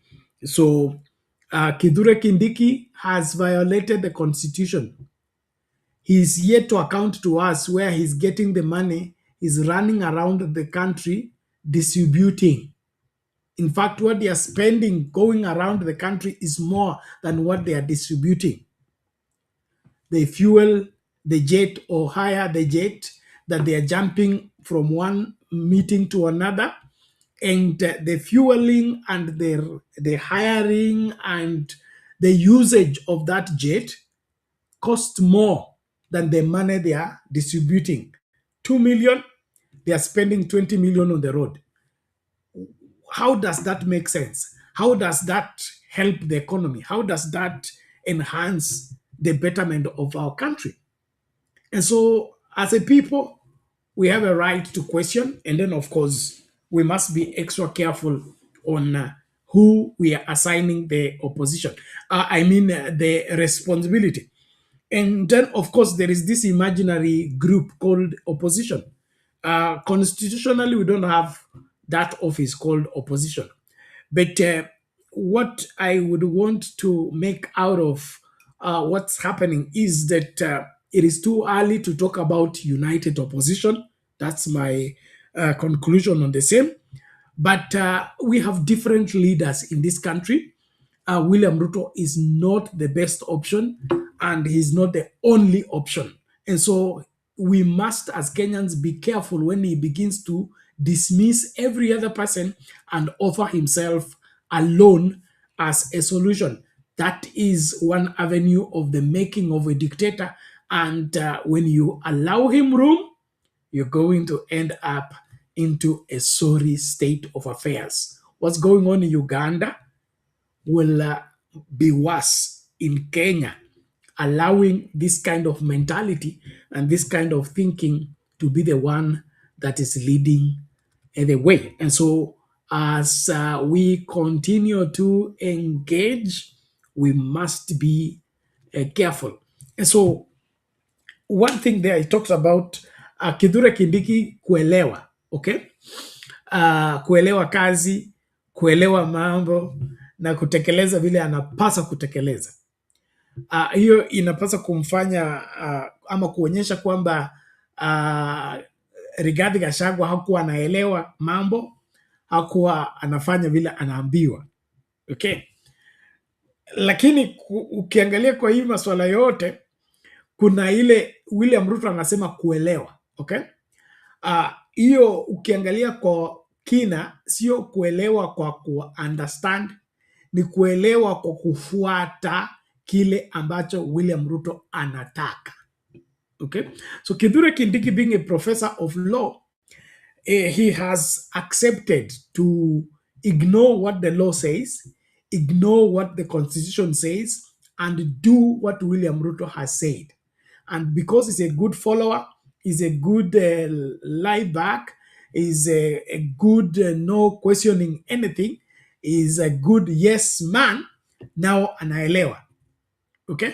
So anasifiwa kwa sababu yeye ha-challenge kitu chochote, haulizi swali. Akiambiwa ruka kwa ndege, enda Malava, enda useme hii, anakimbia Malava. Akiwa Malava apigiwe simu, cross over, enda Kericho, sema hivi, ata cross over, enda Kericho aseme vile. Ruka sasa, enda Isiolo, sema hivi, ataendelea kufanya hivyo kwa sababu yeye ni mzuri wa kutii na kutekeleza maagizo. Hakuna makosa na hilo, lakini haya maagizo yanalingana na sheria? Haya maagizo yanasaidiaje nchi kusonga mbele? Haya maono ambayo William Ruto anazungumzia, nimezungumzia hapa masuala ya affordable housing, na kuna of course kuna hii ngoma nyingine inaitwa SHA. Okay? Haya mambo yote yanatekelezwa na nani? Na William Ruto. Kwa faida ya nani? Unataka kunaambia hii vita yote ambayo inapigwa mpaka kubadilisha sheria, kwenda bungeni, kupeana hongo kwa wabunge ili wapitishe sheria ya housing levy kinyume na katiba, yote ni kwa faida ya Wakenya? Ni kwa sababu Ruto ako concerned sana watu wanalala kwa mtaro, ako concerned sana watu wanalala kwa mazingira machafu, anataka watu walale kwa mazingira masafi? Is that the reason behind this? I don't think so. And so, like I said, if we want to help this country, and William Ruto indeed intends great things for this country, he should create jobs for Kenyans. Kazi bora, sio bora kazi. Kazi bora, sio bora kazi, kama vile baba alikuwa anasema. Sio kazi ya kusukuma wheelbarrow. Ikuwe kazi ambayo ni ya faida. Na hiyo kazi ya faida itatokana na nini? Industrialization. So wewe utoe nyumba, badala ujenge kiwanda, unaenda kujenga nyumba ya watu kulala ndani. Kiwanda cha kutengeneza hela unaacha. Wewe unaenda kujenga nyumba watu walale ndani, wakulipe renti, na unaniambia kwamba unasaidia nchi isonge mbele? Sioni hivyo. Kibaki alipoingia madarakani 2002, nchi nzima ilikuwa imedua. Kulikuwa na kitu tulikuwa tunaita jobless corner, zilikuwa zimejaa. Vijana asubuhi kuamka wanaenda kwa jobless corner, kubarizi kwa jua siku nzima, hakuna cha kufanya. But all those were part of the human resource for the country. So to tweak the economy, what did Kibaki do? Ensure that he has what he called a working nation. What did he do with the working nation? Facilitated that these idling young people should be engaged into gainful productivity. So he brought tuk-tuk and brought motorbike. By that time, the boda was on the bicycle. Okay? So he doubled the speed, or tripled the speed, by ensuring what? Allowing motorbikes to come in at an affordable rate, and of course making facilitation so that the people that needs to engage into that are able to get into that. And what happened? Before long, money got into the pockets of Kenyans. Mama Mboga had somebody to sell mbogas to, and things like that. And vibrant change happened in the country. William Ruto has been in office for now 3 years. How much money has entered your pocket since he came into office? Except for the handouts of hiring you to go and clap for him when he comes to talk to you. Where is the money generation? What has happened that there is no money anymore in the pockets of Kenyans, ordinary Kenyans? And so right now, let Kenyans open their eyes, look around the country. Who is capable of steering this country for the future? And then, of course, mitigating the problems that are on right now and finding a lasting solution for the future of this country. I don't think that future can be achieved under the leadership of the mindset of one William Ruto, who thinks when you're in power, you should begin by creating the road that goes to your house. And of course, using public resources to build roads that go to your house, go to your village, and take care of your people. Kenya must belong to all Kenyans. And Kenya to belong to all Kenyans, it has to be a Kenyan affair, in the sense that the development should not be one-sided, should not be one region, should not be in one area.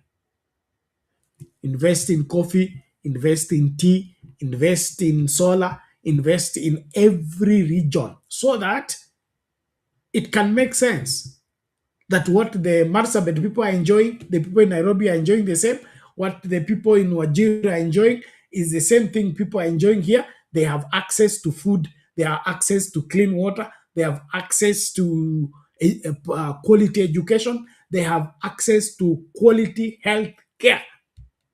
It has to be uniform from the east to the west, from the north to the south. That's when you are running the country. But this one, you want to run around with bricks and cement and then deceive people that you are improving their life when you are actually choking them to death.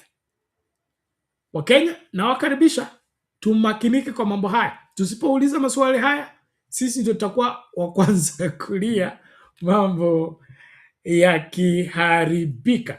And then of course that's what I need us to look at. We are taking a short break. When we come back, we'll be looking at what's going on around that is a pointer to where we may land ourselves into if we don't take care and ensure that we are keen to ensure that bad people don't find access to leadership. And so let's ensure that we do that as we take a short break. Stay here, please. Karibisha mtu, like video. Let us do what we must do, and that is question what we must question, and of course function rightly in securing the welfare of the Kenyan people. It is important. Tusipouliza maswali haya, basi sisi ndio tutakuwa wa kulaumiwa wakati mambo yanaharibika. Mheshimiwa, juzi rais ampata kula 98. Zile zote za watu wa dini moja, hamna Kristo mle. Hapo tunajua. Hivi kuna watu ambao walimpenda Jakaya kama Moses Lola. Alipita nchi nzima kumtangaza Jakaya ni Masia. Hivi kuna watu ambao wanamsupport Samia kama Wakristo. Hivi kuna watu ambao waliuheshimu Uislamu kama Mzee Mkapa. Mkapa amekutoa chuo cha umma Morogoro kwa hapo Uislamu. Chuo chetu wote kabisa akapa Uislamu. Wakristo walisema. Hakusema Wakristo. Mwenyewe mpaka hapo. Chetu haina udini. Kama watu wanamkosoa rais, haukosoi Uislamu ule. Wanamkosoa rais wao. Kama watu wanampongeza rais, hawapongezi Uislamu, wanampongeza rais wao. Ni uongo, ni kujitoa tu ufahamu. Tanzania hatuna hiyo hulka ya kumtenga mtu kwa sababu ya dini yake. Huko tulivuka. Huko tulivuka. Wewe jibu hoja. Usiingize mada nyingine. Jibu hoja. Wamesema mzee Upako au rais Samia ametenda moja, mbili, tatu, jibu hoja. Usiingize hoja nyingine. Tena udini tu. Vipi mheshimiwa? Kwa rais akiwa Muislamu watu wasitoe maoni yao kwa kuhofia watoto dini. Kwamba rais akiwa John Magufuli Waislamu amefanya mambo ndivyo sivyo katika nchi, Waislamu wasiseme. Sio nasema. Wewe unapata wapi mambo ya dini kama sio mdini? Unawazaje kama dini? Mtu hajataja dini, ametaja pengine mapungufu ya serikali. Wewe unaita mada nyingine ambayo ni hatari zaidi, tena kwa hoja, kwa jambo jepesi. Kujenga hisia za udini haraka hivyo kwa jambo ambalo lina mashiko mbaya sana. Sababu mimi nakufahamu hizi za Wakatoliki. Wakatoliki wanatoa nani kila mwaka. Wakati wa nani kuna watu ambao walikuwa wanamwandikia barua mbaya kama John wa Katoliki. Walikinzana sana baada ya vita vya corona. Katoliki imetangaza dunia nzima kuna corona, watu ndani. John akasema hapana. Na wajamaa wakaandika ni kuna wakati askofu show wa hoteli ndio kwa mkoa wa kanisa lao hili. Aliandika nyaraka mbaya zisomwe nchi zote. Hapa bahati wakati mkoa wa Makonda ndio alifanya juu chini sana hapa isisomwe Dar es Salaam, jimbo la Dar es Salaam kupitia Malasusa. Show na John walikuwa haya hivi. Mpaka tukana nafikiri show ile ukatoka eketi ile ni Chadema. Sasa huwezi kuona sababu haikuhusu. Kwa mfano mimi nakuwa na gari Viet au Volkswagen. Ndio utazoezi kwa nyingi. Kama unaweza kuiona. Wewe tu fanya mfano. Kama una shati ya blue, mtu akivaa sababu mfano nyingine utaona. Akivaa kama ya kwako utaiona.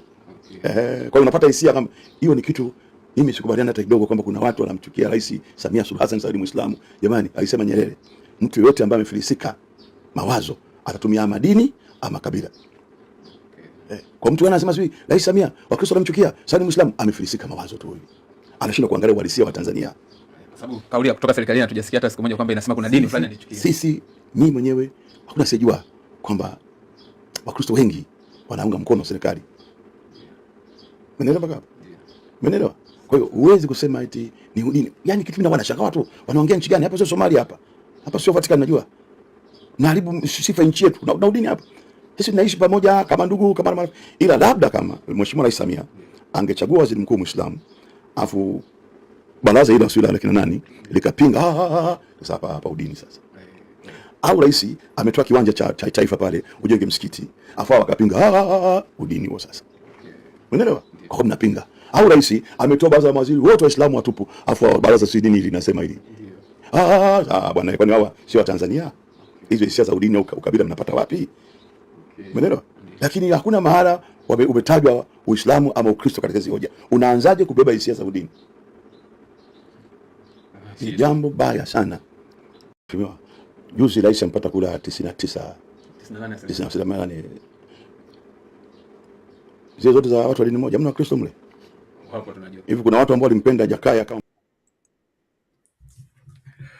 Okay, there you have it. The controversies surrounding the, of course, elections of Samia Suluhu, the president of Tanzania, and then, of course, the excuses that are surrounding the questions that are being raised.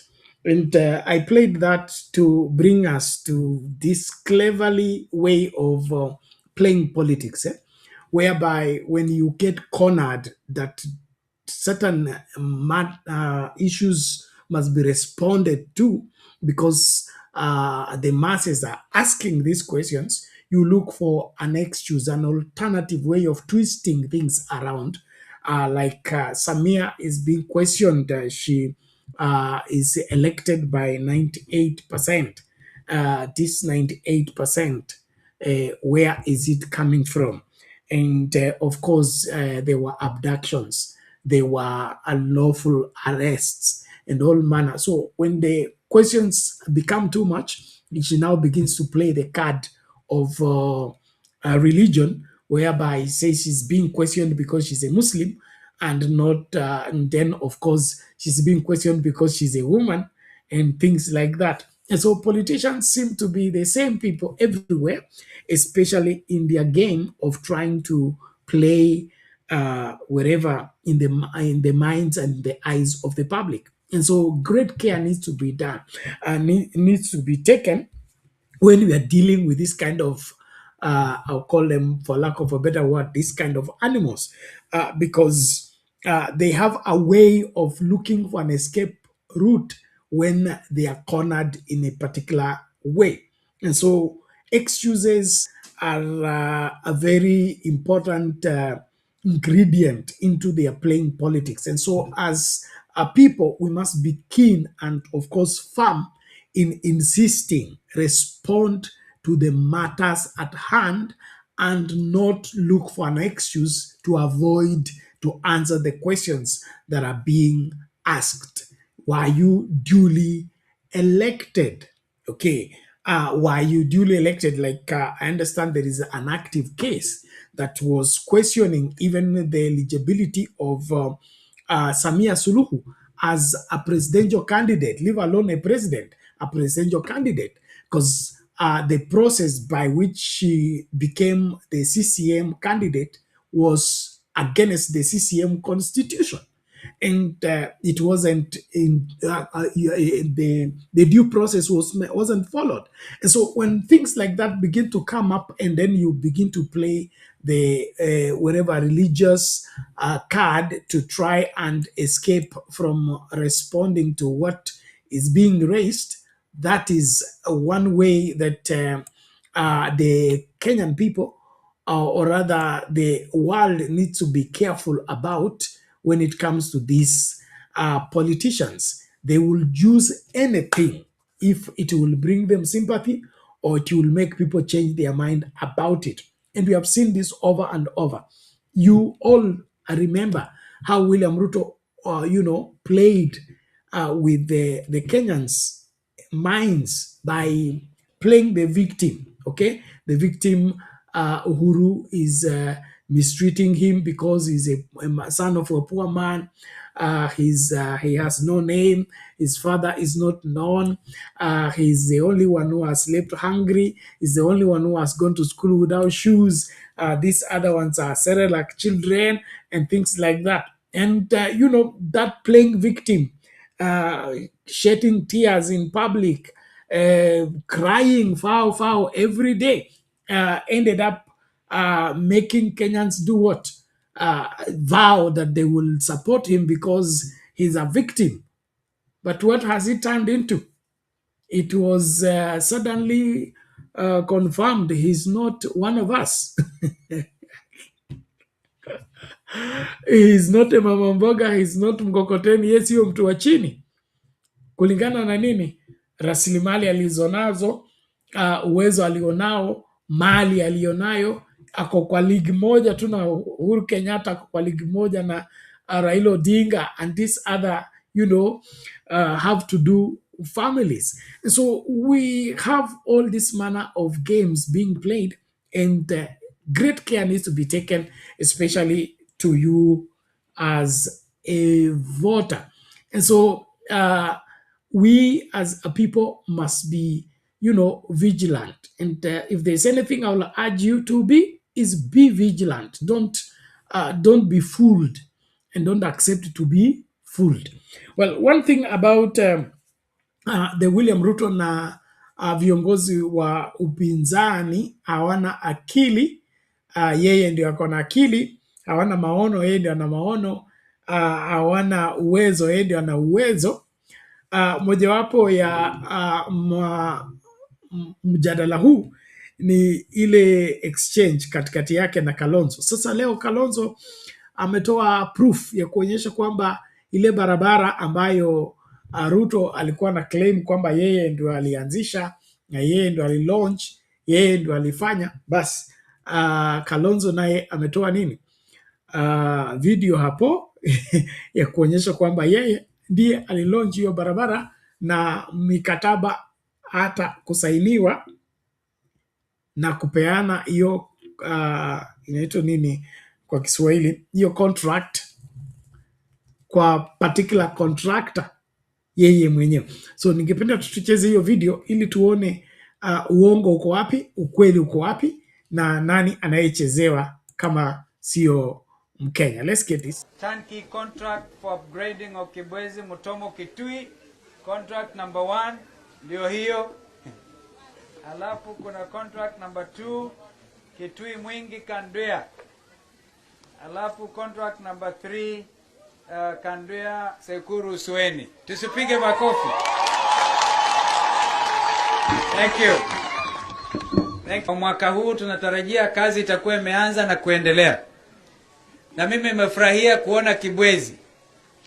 Wafanyikazi, wafanyabiashara wa Kibwezi tuwapigie makofi.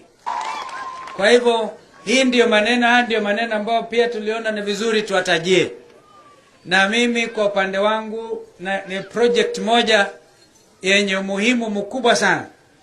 Juzi alipokuja Vice Premier wa People's Republic of China, mambo haya tulizungumza, serikali tayari imeweka hiyo sahihi, wizara Minister of Treasury wamesign ile inaitwa commercial contract na contractor mwenyewe ni kilomita karibu 400.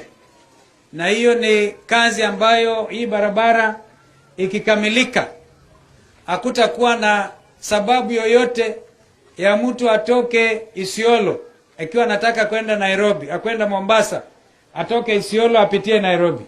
Kwa hivyo itapunguza kwa idadi kubwa sana hata ajali ambazo zinatokea barabarani, because this will open up this country. This is the artery ambayo italeta maendeleo makubwa sana, huku tukijiandaa kwa yale mengine ama changamoto zingine zile. Nataka niwaambie watu wa Kibwezi, chini ya katiba mpya Kenya imeundwa upya. Ndio mnasikia kama Mheshimiwa Ndambuki akisema nataka kuwa senator, wengine nataka kuwa governor. Tunataka kuhakikisha kwamba Kenya ni kitu kimoja. Lakini wakati tukifanya hivyo tuheshimiane.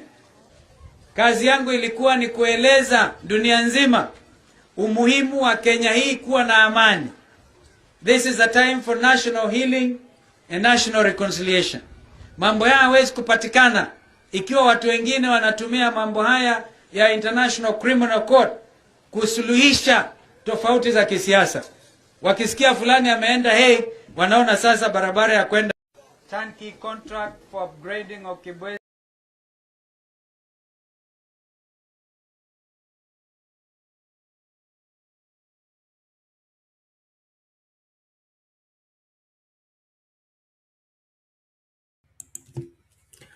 Sorry about that. The other video doesn't have audio, but you get that. That's an old clip when Kalonzo Musyoka was vice president in the Grand Coalition government, and that is when those contracts for that particular road were done, and he presided over the handing over by himself.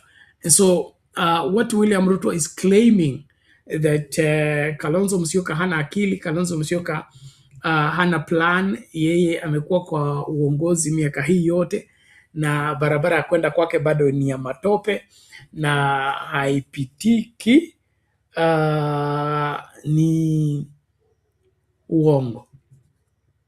Okay?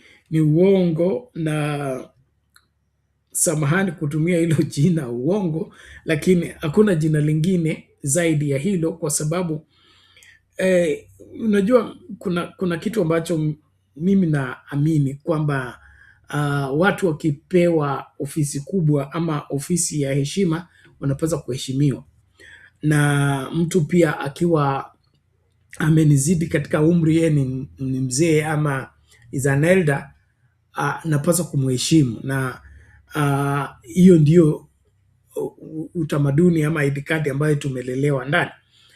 Lakini wakati mtu anaanza kudanganya umma, okay, kudanganya umma kwa mambo ambayo yako wazi, hapo mimi nashindwa kuheshimu ama kuchukulia huyo mtu kama mtu mkomavu, kwa sababu mojawapo ya kukomaa katika maisha ni kujiheshimu, na katika hiyo kujiheshimu ni kujihakikisha kwamba unajizuia kudanganya kwa mambo ambayo yako wazi. So hii barabara ambayo Kalonzo anatusiwa nayo na haya mengine yote ambayo yanafuatilia, kumbe historia ipo na mikataba ipo na vile hayo mambo yalikwenda. Na William Ruto yeye amekuwa deputy president kuanzia 2013 mpaka 2022. Kama Kalonzo alikuwa hana akili na hana uwezo wa kutengeneza barabara wakati ulikuwa deputy president, mbona hiyo barabara hukutengeneza? Okay, hujakuwa tu deputy president, sasa umekuwa president for another 3 years, mbona hiyo barabara bado ipo vile unavyosema? So jukumu kubwa hapa ni kwa yule mtu amekuwa nje ya ofisi ama yule mtu amekuwa ndani ya ofisi. Who is supposed to carry the greatest blame? Who is supposed to carry the greatest responsibility in this matter? Is somebody who has been in office or somebody who has been out of office? When you look at wherever that entire scenario is that Kalonzo left office in 2013. Okay, he has never been back in that public office in terms of government official responsibility from 2013 to 2025. The person who has been in office all through is William Ruto from 2013 to 2025. Between these two, who should be blaming the other? The person who has been in the office or the person who has been out of office? And that's why, in the hearts of hearts, I don't trust William Ruto. I don't trust William Ruto. And he's very good at turning the story to implicate another person when indeed he's the one to bear the greatest responsibility. And that's why we must be careful in this matter. Because how do you stay in office from 2013 to 2025? You're drawing a salary, but you are busy blaming the people who have been out of office from all that time. We are talking about 15 years or so, thereabout. You've been in office, you've been drawing a salary, you've been living in government house, driving government vehicle, and of course, enjoying all the privileges that come with that. But your mouth and your mind is still in blaming the people that you snatched office from, the people that you kicked out of office. You're still blaming them for the lack of roads. You're blaming them for the failure of healthcare. You're blaming them for the failure of education. That makes you a very strange leader. That makes you a very questionable character. And therefore, Kenyans, it is upon you. You can either go on with the mistake, or correct the mistake. But from the look of things, the person playing Kenyans, leading in playing Kenyans, I should use that, is none other than William Ruto himself. And so, watch out for the same. Tuache kubebwa ujinga. And so I would say that without blinking, because we as Kenyans have a date with destiny as far as the next general elections are concerned. If we will have this kind of people in leadership, is because we have decided to have them. But if we want them out of office, we have what it takes to get rid of them. Let's use all those resources and, of course, all available avenues legally to get rid of bad leaders. We can never have a great country and a well-governed country by putting wrong people in office. It has never worked. It will never work. And so the only way to correct this country is by correcting its leadership. And we can only correct its leadership by putting right people in right places. Remember, round pegs in round holes, squared pegs in squared holes. When you do it vice versa, you will always have a crisis. And that is what Kenya is good at. Get round pegs, put them in squared holes, get squared pegs, put them in round holes, and then begin to complain education is not working, begin to complain healthcare is not working, begin to complain agriculture, fertilizer has disappeared, oh, fertilizer is not up to standard, oh, the fish is not, all manner of crises which are self-inflicted and, self-created. No, we cannot continue like that as a people. Though we must stop the madness by ensuring that the right thing is done. Well, there's this James here who speaks something else that we must attend to as time begins to fail us. Let's look at this shortly. 2027 is the most important election in our history as Kenya, and here is why. 1. We ought to elect leaders who are confident enough to publicly audit our debt. Unfortunately, till date, wengi wenyu hamjui tuko na deni inatoshanaje, na hapo ndo penye mvua ilianza kutupigia. At this point, a national public debt audit is a non-negotiable. Why? Because our future generations rely on this information. So, it's high time tuanze kuuliza maswali kama, hii SGR ilijengwa na how much, and how much are we owing the people who built it? Otherwise, kukuwa comfortable in this uncertainty will breed nothing but impunity. Siku tutamua unajua ni aje, we are facing these politicians with the hard questions. Unajua most of them will end up in committee. There's nothing such as opposition when it comes to corruption. In layman's terms, namaanisha, wote wanakulia a huge platter that you are not part of. Weshinda hapo, kazi yako ni kuimba 1 term, 2 term. Utaachwa hapo, trapped na madeni ka zote. A storm is coming. Na kama uoni clouds inagather, kula carrots, because when it eventually rains, it will pour. Ask yourself, hii pesa inamwagwa kwa makanisa and harambes, mbona itumiki kufanya kazi yake, which is funding development? Why do we always have to borrow so that we can fund our projects? Unataka kuniambia Kenya ina pesa? Niambie. Political immaturity, tribal politics and gluttony itatupeleka kwa mtaro. Na usitake jua, huwezi toka kwa hiyo mtaro. So make sure you've reposted this video so that it can reach as many Kenyans as possible. Your vote does matter. Because your vote can make your life a little bit better or a little bit worse. Now, people sometimes, I think, have the wrong idea. Politics is not going to solve all your problems. Poverty will still exist, even if Kamala Harris and Tim Walz get elected, because it's a hard problem. Racism doesn't go away based on one vote or one administration. Those things don't stop overnight. The way you make progress is by making things better a little bit at a time, and then over time, those little differences become big differences. And So let look. I'll use an example, because over 8 years, Alyssa, myself, others worked really hard, and we got a lot of stuff done. But there's a bunch of stuff I didn't get done. I didn't solve, for example, all the problems with our healthcare system. But almost 50 million people have gotten healthcare through the Affordable Care Act. It made a difference in their lives. Everybody here, everybody in this auditorium knows somebody who would not have had health insurance if it hadn't been for that bill.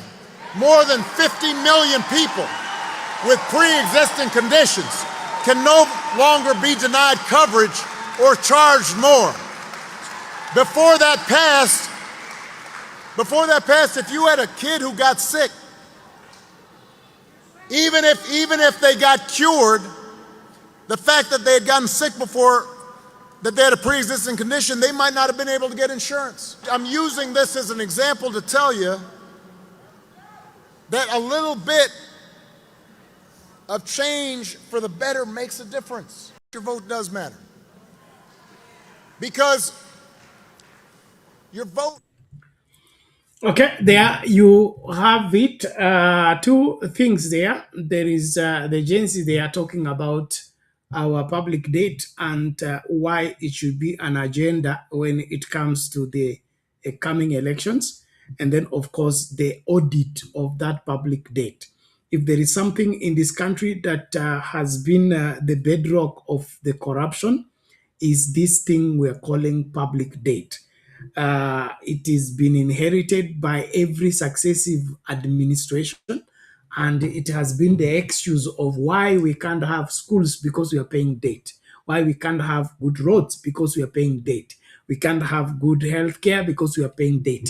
We must begin to analyze and question how much debt do we have, how much time do we have to pay it, how do we begin to pay it to its conclusion, other than us borrowing more and then handing it over to the successive administration. An important matter there. And then, of course, talking about the public debt and the corruption around the same. It appears that we borrow, and what is borrowed is eaten by the other clique of the ruling class, but the debt is given to the public to pay. And so we borrow for SGR. We don't build SGR. Some people pick that money and put them in their pockets, but Kenya has incurred a debt, so Kenya continues to pay for what they did not consume. For example, there was a controversy around Eurobond. Eurobond, we were told it never landed here. Others say it landed, but it disappeared because it was used as part of the budget. The budgeting process and the execution of the same is a constitutional matter. It's a law matter. You cannot spend the whole money for Eurobond and not be able to trace it after spending it. And so there seems to have this aspect of us borrowing for the country, but being consumed by the special clique in the country who are hell-bent to eat up the country using government positions. Now, that is a huge, huge issue in this country. You look and listen to the mentality, especially of that the William Ruto team, and you notice that the whole essence about getting in public office or becoming president, governor, and all that is so that it becomes your turn to eat. That John Kidongo's book is our turn to eat. And so the government is no longer an institution for serving people and taking care of the interests of the country. It is an opportunity to eat, an opportunity to swindle, an opportunity to loot public resources.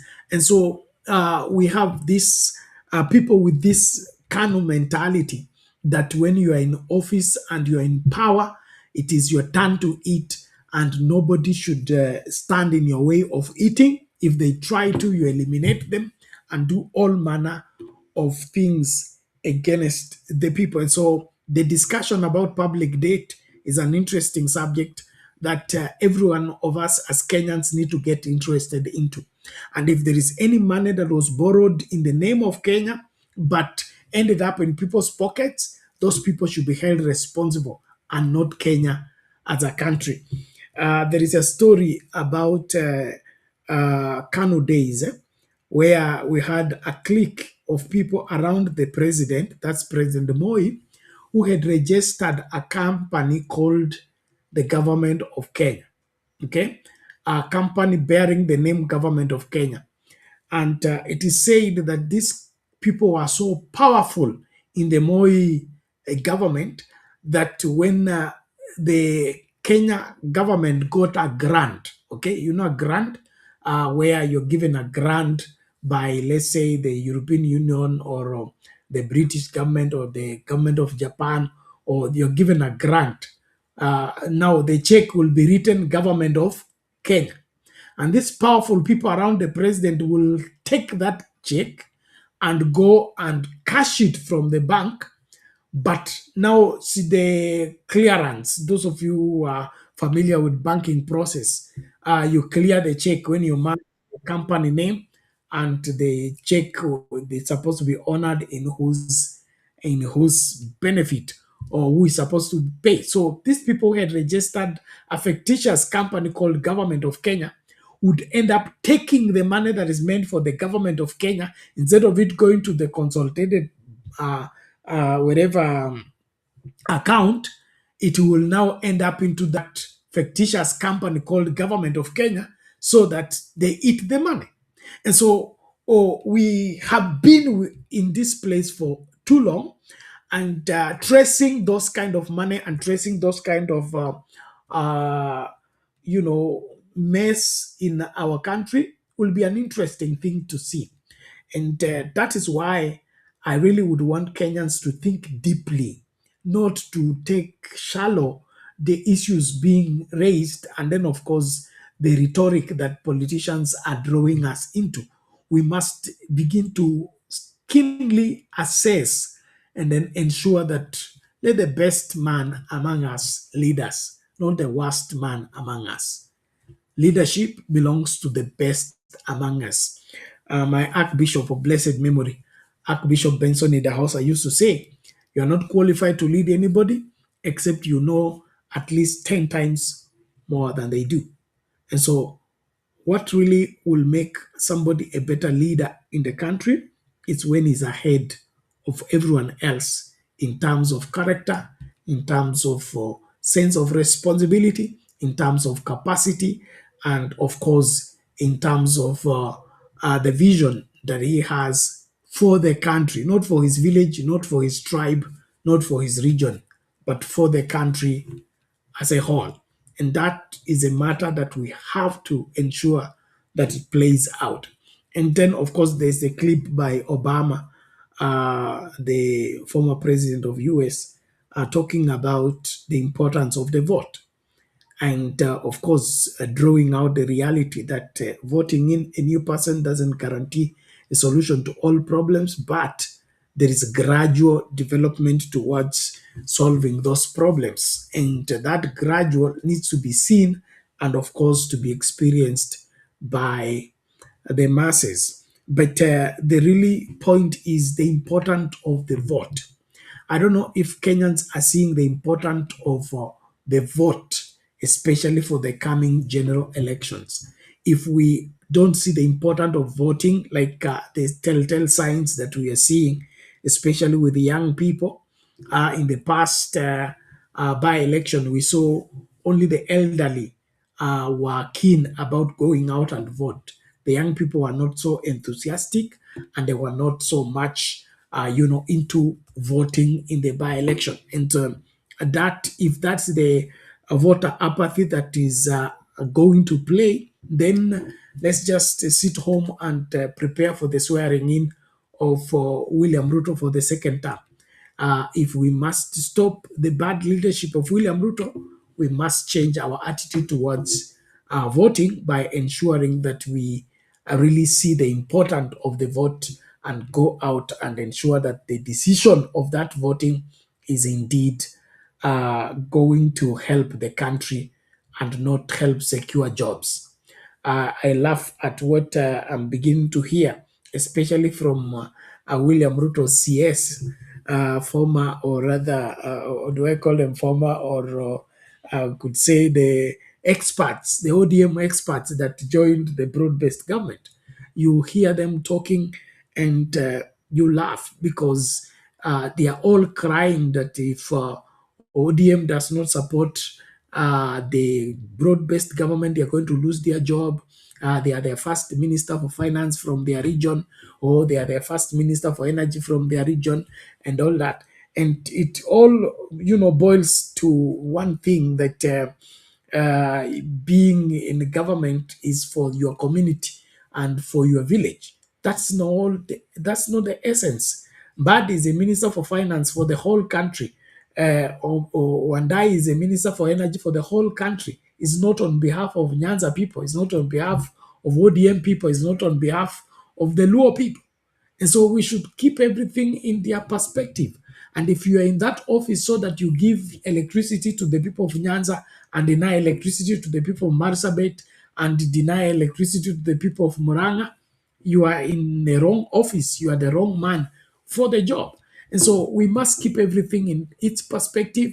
And then, of course, serving in government is not any, favor. Serving in government is supposed to be first and foremost built on competence. Yes, your competence must come at play if we're going to be wherever, anywhere where proper leadership is being done. Meaning that you know that the public office is not for your village, the public office is not for your tribe, it's not for your region, it's for the whole public. And every Kenyan is entitled to the service of that particular office. And so we as Kenyans must refuse to be sucked into the convenience politics of we must save this government because our son is in that government. We must save this government because our son who is a minister of this comes from this village. If the government is not serving the interests of Kenyans, let that entire government be shown the door. And let's find somebody credible, able to help the country move forward, by arresting corruption and ensuring that services are all rendered in the best interest of the Kenyan people. Thank you very much, everybody, as we continue to engage. Namwona engineer hapa. Engineer, siku mingi, namna gani? Karibu.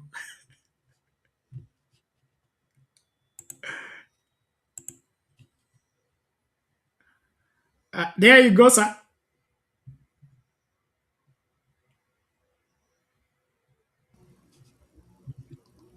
Yeah, you have a Engineer. new program. Habari gani? Salama, namna gani? Nzuri sana. It's been a while.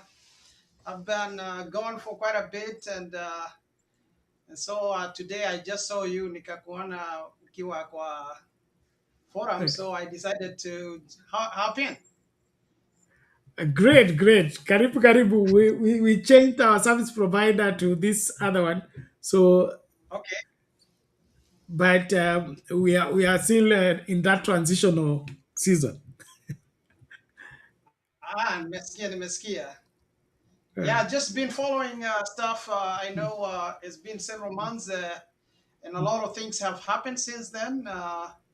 Of course, the loss of Baba, that was a very big loss, and also the thing that I've always feared and I've always warned people about. And right now, I discussed a little bit about that. I remember last year was so much against Trump becoming president here, and I knew that one way or the other that Trump and Ruto are going to meet, and it's going to be a very dangerous combination. And that is what has happened. And of course, Kifo cha Jirongo, which there's so many questions about that. I had some engagements with Jirongo on some other business and stuff like that. And that also hit me kind of, and I'm still trying to figure out what really happened, because there's so many questions to be asked concerning that. So, of course, Kifo cha Baba, it kind of threw everything out. But then again, it could probably, change. It could still change things if maybe the ODM might split. If they do, then that'll be good. Then it gives chance to the united opposition to come together with one candidate, because kama wataenda na candidates kadhaa. Of course, I was looking at another statistics when Moi was in 1992, how the opposition divided their votes, and Moi went in and was president for quite a while. So it's kind of the same scenario here, and that is what Ruto is planning. He's planning to split the opposition, and even one way or the other, he might even have somebody, tuseme kama Kuria sasa ametoka kwa serikali, lakini we don't know why. Pengine ata, he will run some candidates in, with his chama chake. But we'll wait and see what's going on. And of course, all these constant lies about the economy, and also the appointments that he is making all the time, replacing people from other communities with people from his own community. Like recently, there was this other lady that he appointed to, I think, to the commission. I can't remember what that commission was, but lakini it's we just need to keep our focus, and we still believing in one term. I still believe in that, and it's very achievable. And we have to find a way of how we are going to get that energy of the Gen Zs, and then work with them. And okay. In fact, the United Opposition should be working with the Gen Zs to form something formidable for, so that we can dislodge this guy. So, kwa hivyo, because kama vile nimesema, I was telling somebody last week, we went to a friend's house, and we were discussing, and I was telling them, Ruto is very, very, very smart. That's one of the things that people don't really, I give him credit for that. He is a very good political, he reads the room very well, and he reads the world very well. And that's how he was able to squeeze himself, even though he had aligned himself with China. But I remember him sending an emissary before the general, the United Nations General meeting. He had sent an emissary ahead so that they can arrange a meeting with him and Trump. And I heard that there was some money that was exchanged or something. And, he was persistent in it, and he was able to gain that access to Trump, knowing that Trump really likes people that are, strong-handed, strong men, and people that can be able to sell, because the United States is looking for resources. Hata hiyo mambo yote ati ya Kongo na nini ni resources tu wanataka kutoka huko, sio kitu ingine. And also I heard that in Mount Kenya they found this rare earth, which is also another battlefront. And who knows, maybe that was also discussed in that. So it's a very, very dangerous combination, but I do believe that the key is hata kama atarig kama vile alirig Bere na kule kwingine, we need to make the margins very wide such that now I can, it's not going to be any contestable, so kwa hivyo, I'm happy to be back again to discuss with you guys. Tuendelee na hii mwaka ya mwisho ya Ruto 2026. I'm calling it the last. As a matter of fact, it should be on the way out. So thank you very much. I'll just stay over here and listen. Exactly. Thank you very much. And probably the issue about the united opposition. One, from my observation, is too early to bring about that unity. It gives William Ruto an own goal, in the sense that with one stone he hits them all. But if everyone goes their own way and then they will converge sometime later, it gives him a hard time. Like, for example, you see he's targeting, at the moment, he's targeting Kalonzo, okay? And then, of course, this other side, there is Matiang'i. And then, of course, there is Gachagua on this other side. If they are different, he will find it hard to fight each one of them in the rallies. But if they are working together, they have one spokesman, they have one office and all that, he will be hitting them like he's now calling them hawana akili, hawana mpango, hawana maono. And then, of course, also there is the advantages and the disadvantages of the united opposition in terms of getting one candidate. It makes rigging very easy in the sense that the 50+1 is concentrated on one, the way they concentrated on Baba, and ensured that they rig in such a way that a slight margin gives one 50+1. And so in my observation, I see that there is more advantage if each political party will field a candidate. We may be able to lock out William Ruto by ensuring that he becomes number 3 and then the rerun is between the other opposition people that we want to choose. And so the forcing of the unity of opposition at this point in time, to me, is not to the advantage of the opposition and not to the advantage of Kenya. It is to the advantage of William Ruto. Let us make William Ruto, give William Ruto a run for his money by ensuring that he spends a lot fighting Matiang'i, spends a lot fighting Gachagua, spends a lot fighting Kalonzo, especially this year and the coming year, so that by the time we get to really campaign, his team has been what? has been spent. And so when the opposition finally converges, it will be easy to deal with William Ruto, and let them converge when it becomes really necessary for them to converge.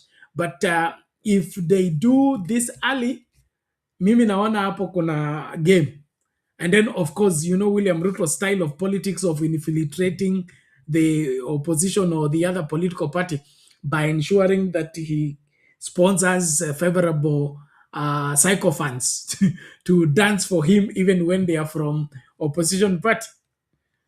So I don't know how you see that. And then, of course, you talked about the Gen Z. The Gen Z are not, showing the steam they are supposed to show, especially with their enthusiasm to take voters' card. What's cooking? Are we still counting on them, or we should prepare for something else?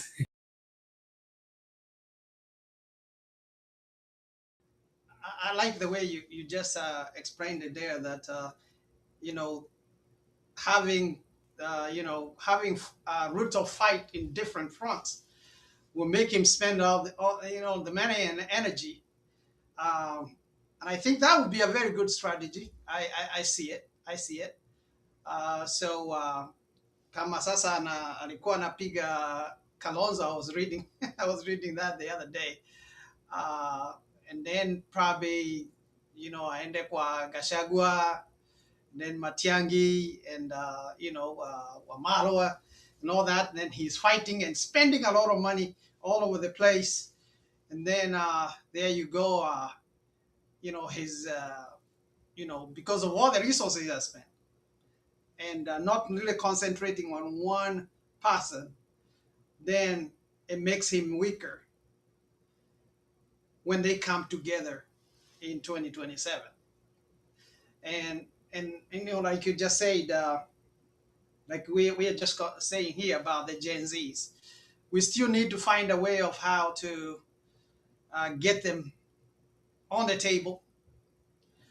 Because Abu Gen Zs are seeing is the same guys that put us in this situation, come on, and that's what Ruto is actually saying. When I read his message about his answer to Kalonzo, he said that you have been you've been in politics the last 50 years or something like that.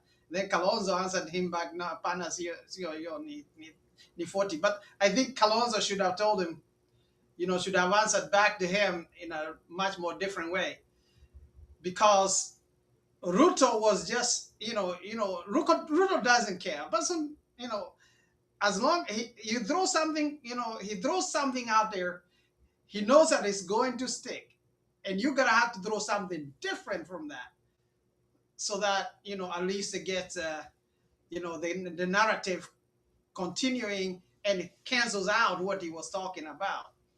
Juu sasa alikuwa anataka kuonyeshana, wewe umekuwa kwa siasa miaka mingi, lakini forgetting that Ruto himself has also been in kwa siasa miaka hiyo mingi, and he was in power. I think that was what you was mentioning about that Kalonzo was not in power. Ruto has been in power as a deputy president and now president. So, we need to put him in there. That way he's not running from that, from that. Mambo hiyo ya ati wewe umekuwa kwa siasa miaka mingi. Hata yeye amekuwa kwa siasa miaka mingi. Amefanya nini? Ni kupora mali kila wakati. Yes. By the way, I think Kalonzo was first elected in 1988 and Ruto was elected in 1992. So what is the difference between them? 4 years. So they should give us account on what they have done, both of them.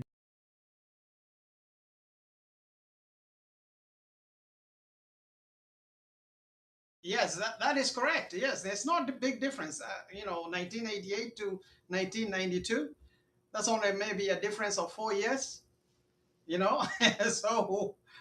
So there's no big difference. And of course, Kalonzo was, I think, went in as an MP. I don't know whether he was working. At those days, you could not be MP without really working without Moi really giving, saying, hey, so kwa hivyo, but the thing is that he has been so close to power, closer than even Kalonzo has been. Kalonzo has been away from power for so many years, so he's not really a factor when it comes to having being in power for that long. And so and I think Ruto is doing that so that he can get the Gen Zs now look at that, because the Gen Zs were mentioning stuff like that. And that's why the united opposition need to find out how they're going to get that energy of Gen Zs waweke huko, alafu tuendelee hivyo. Hata kama tutakuwa na deputy president who is Gen Z, I'm very much for that. I am very much for that. And that's what they need to be working on. I agree with you. Thank you so much. It is important, and that's why the strategy team for the opposition need to think out of the box. And then, of course, they are also, that aspect of get a candidate that may not be so much maybe experienced in terms of having served in politics for long, but he has a place for the young people, like what the Kenya Moja is pushing for. The Caleb Amisi, the Sifuna, and all that. Saying wazee wote wakanu waende, ni wakati wetu. So if they will able to be able to come up with that and probably strike a balance that we have this youthful leader supported by an elderly leader, and then of course the youthful leader will bring about all the agencies, and then there will be a different way of running the affairs of the country other than the usual games. What is at play right now is people are looking on how to protect whatever they have looted. And it looks like our elections is all about who is going to protect what we looted. And so we need to have a surprise candidate that will shake the system by ensuring that we'll never have business as usual. But what we've been treated to, especially the disappointing greatest change that we caused in 2002, where Kenyans were most hopeful and knew the game has changed completely. Then suddenly we flipped back. And then, of course, all our hopes were buried and wrapped up into the new constitution. So in 2010, we went out and voted in a new constitution, and we believed that with the new constitution, we have buried all our problems. We are now headed for the new Kenya. But what happens? The enemies of progress found a way to sneak in and infiltrate and frustrate the implementation of the new constitution until now, so that there is a perpetuation of the ills against the majority of Kenyans. And so, as a people, we really seriously need a leadership that is going to be not compromising when it comes to implementation of the constitution and, of course, the rule of law. Just by getting Kenya functioning according to the constitution and according to the rule of law, most of our issues will be addressed. The really problem lies with somebody in leadership who doesn't want to follow the constitution, who doesn't want to respect the constitution, and then, of course, is using rule of law selectively. When it favors him, it's okay. When it doesn't, he wants to throw that away or look for amendment of the same. And therefore, Kenyans have homework to assess. Do they want to continue with business as usual, or they really want to really change, as it is important?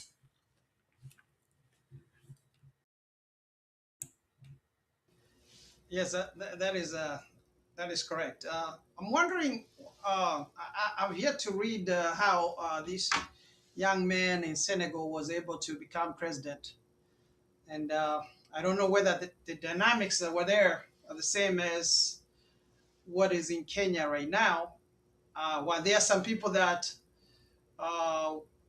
were in the government for long, that they had a certain opposition, and then this young man came in there and won that presidency. Can we be able to do such? Can the Gen Zs be able to do that in Kenya? If I remember that story, I hope I'm right about it. It was circumstantial in that the really opposition leader got arrested, like Tundulisu. I was thrown in. But the political party, the opposition political party, had that young man as a vibrant secretary general.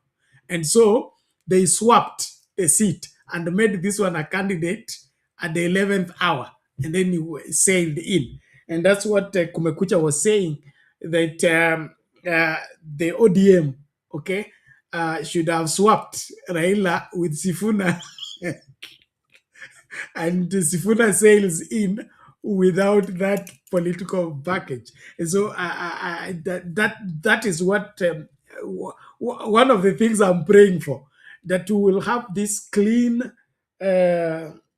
youthful leadership that will come in so suddenly that the system will not be able to prepare to counter whatever it is that he will come in. And then when he comes in, links up with the minds like Ibrahim Traore and all that, and we'll have a new Kenya without much struggle, because hao watu wote tuwafunga wapeleke kamiti.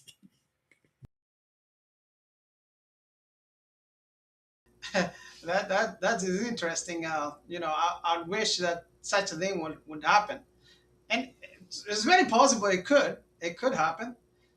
Or Ruto just makes a mistake and puts one of the main guys in, or does something that, and then there you go, and then now we don't have the main guy now running, and here comes a young person that takes over, and there you go, and then the Gen Zs now are behind, and there you go, and then we change the government.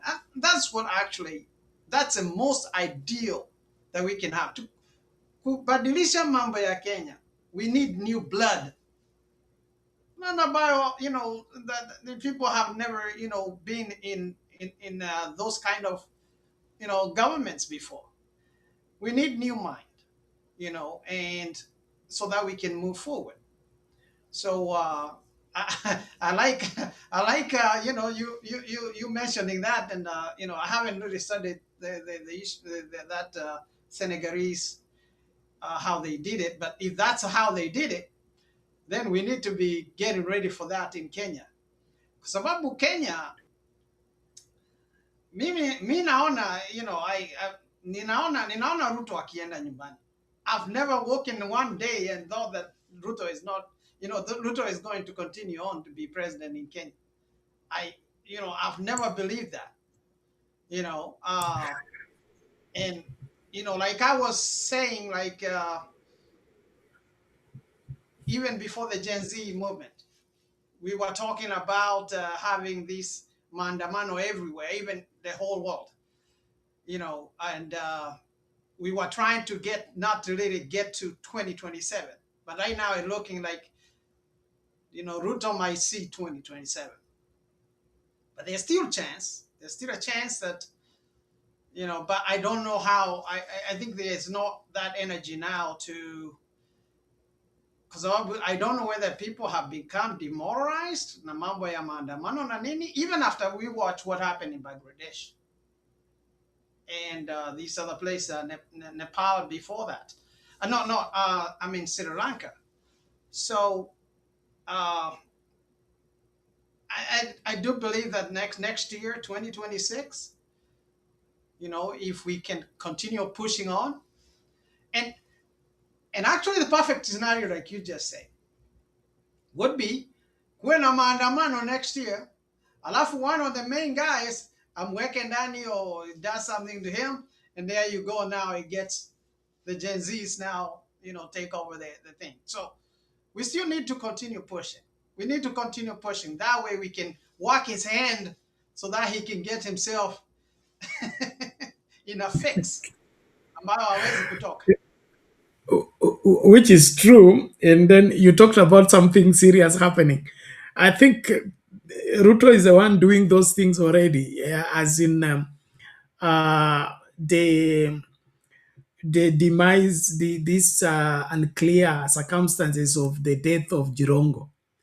It's a political matter than it is an accident or what they are trying to make it look like. If he had made any inroads in terms of getting the Western vote, that one is no longer now a guarantee. And then, of course, the community of Jirongo is not that of, an easy one. The Jacob Juma did what they did, but these ones are going to do their thing. And so the matter of William Ruto is that even if people are not attacking him, he attacks himself by engaging into things that are to his disadvantage without him knowing that they were going to end up at his disadvantage. On the other hand, he has the law to deal with because the civil society and then, of course, the legal fraternity are still pushing for some of the violations that have taken place. And one of it is this so-called empowerment program. People are demanding or they want audit. Where does the money come from? How does that money get in play? Wherever who authorizes the auditor general, it doesn't know. There is also overspending from State House. How does State House get 12 billion allocation when education is 3 billion? And things like that. And so there is a lot going against William Ruto than even what we can envision to happen. So if we really want to get rid of Ruto, it may not even be maandamano. We can do that clearly, legally, and be able to get him out of office. On the other hand, the political capital for what do we call it? For associating with William Ruto is diminishing with every passing day. Meaning, the closer we get to elections, the more people are going to run away from him. And that means if there is a tabling of a vote of no confidence or impeachment, the members of parliament are going to, vote this time based on how convenient is it. And of course, kuna wale ambao watakubali kulipwa because how wanajua they will not be elected. And so, but I believe that if a motion like that comes up, the voting will not be as usual, including those that wants to be bribed or are going to be bribed. Meaning that even if you eat a bribe and you vote otherwise, and this person gets out of office, he doesn't have the machinery to catch up with you. And so betrayals are going to take place on a high scale at this point in time. And so all we need as, I think, people who seek the betterment of this country is to think outside the box and then have many options. Let's not put all our eggs in one basket, like we did with Baba, okay? That every vote goes into this one basket, and when that goes bad, we don't have another alternative. So the only alternative left is we go to the street or we go and begin to grieve. What we need is diversity. Let's have an experienced politician like Kalonzo, or we have a trusted politician like Matiang'i as a candidate. But beside that, we have a youthful clear group also that are in there on the ballot, and they're chasing the same as the young people. And with that diversity, at the 11th hour, the way NAC did, at the 11th hour, NAC was created the rainbow, I think 2 months or 3 months to election. And so everybody go hunting, and then we see where is the heart. And then when we see the majority of the people are this way, then we throw our weight behind that particular place where everybody is. And it will be easy to send William Ruto home. But if we play into his trap, like the trap is inviting us to have exchanges over nothing, or over 2 term, 1 term, or exchanges over who brought the road, who did not bring the road, we should avoid those debates and just focus on, is Kenya headed in the right direction? Is Kenya having right functioning healthcare system? Education, is it quality education? Is our development agenda really working out for the good of Kenya or benefiting the investors and whatever suppliers of raw material? This housing thing, is it for the good of Kenya or it is for the poverty of Kenya? Because what I see with this housing thing, every person who has invested money in it is going to cry eventually. It will collapse like a pyramid scheme, and everybody will be left poorer than they were when they got in the same. Are we going to wait for that to happen before we raise the alarm? I don't think so. And so as Kenyans, we have a lot that we can do to stop William Ruto. It's not just one way. 2027, there's also the constitutional issue there. Will we have elections in 2026 or 2027? When that, like I was listening to Willis and he was talking about that has already been determined by, or rather ruled over by the Supreme Court, and it appears that the elections may come early. If we have the elections in 2026, Ruto is not prepared to, get more Kenyans on his side. 68% of Kenyans still think the country is headed in the wrong direction. So the earlier the elections, the worse for Ruto. So we can push for early election. We can push for multiplied strong candidates so that the vote gets split. We achukue 20, mwingine achukue 30, mwingine achukue 30. So nobody makes it to 50 plus 1. And then we ensure that in this top 3, okay, Ruto is number 3. So he is not eligible for the rerun. Mtu aende nyumbani polepole amenyamaza. And then tubaki na hawa sasa wawili tuchague nani atakuwa rais eventually. Engineer, you can respond as we begin to wrap up. It's 3 a.m. in Nairobi. You're bringing very good, ideas, and I really like it. You mentioned something about audit. Is it right that I heard that Ruto had promised that there was going to be an audit on audit? He even set up a committee that was fought. So, Ruto gives with one hand and takes with the other.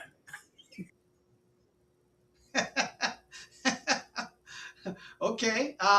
Then if that is in the court, then we need to wait for what the outcome of that. And also that other case about the election being held in 2026. I recall somebody bringing a scenario that actually the actual 4 years should be in 2026. If that is still going on in the case in the courts, then that would be a very good thing to, like, kama vile umesema, catching Ruto, off guard, and there you go, and then he's gone. So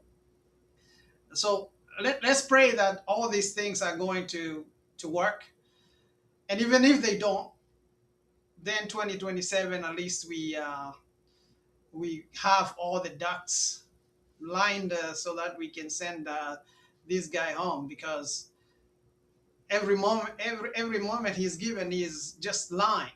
Sometimes lying about things that are actually facts.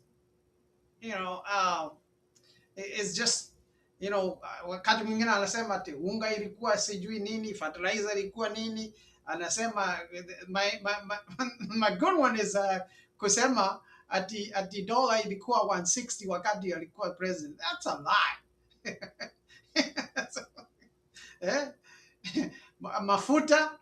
Mafuta sasa iko chini kabisa globally, because there has been that slowdown on the economy. So why are Kenyans still paying more than even some of our neighbors? We're paying even less than even Uganda, which doesn't even have a port. And that also reminds me when he was kind of agreeing with Museveni that, hey, was he like suggesting to give a part of a coast to Museveni so that his oil can be, his Museveni want part of the ocean, so we should just arrange on how he can carry it. So I don't think it would be so far-fetched that Ruto would make such kind of an idea and actually actualize it with exchange of money. You said the combination of Ruto and Trump is dangerous, and yes. What you're saying is not far-fetched, because the way we handled Migingo, okay, leaves a lot to be desired, okay, Until now, we are talking about Kibaki was out of office. We are talking about almost 15 or 10, 20 years, where Migingo, when it's clearly a Kenyan property, is being occupied by Uganda unconstitutionally, and Museveni is sitting pretty as he arrests Kenyans and make them to eat raw fish for fishing around Migingo. Now, if William Ruto, being the dealer that he is, and there is a deal to sell part of Kenya so that it hooks Uganda to the ocean, do you see William Ruto selling that without even the parliament? Because Ruto works outside the law.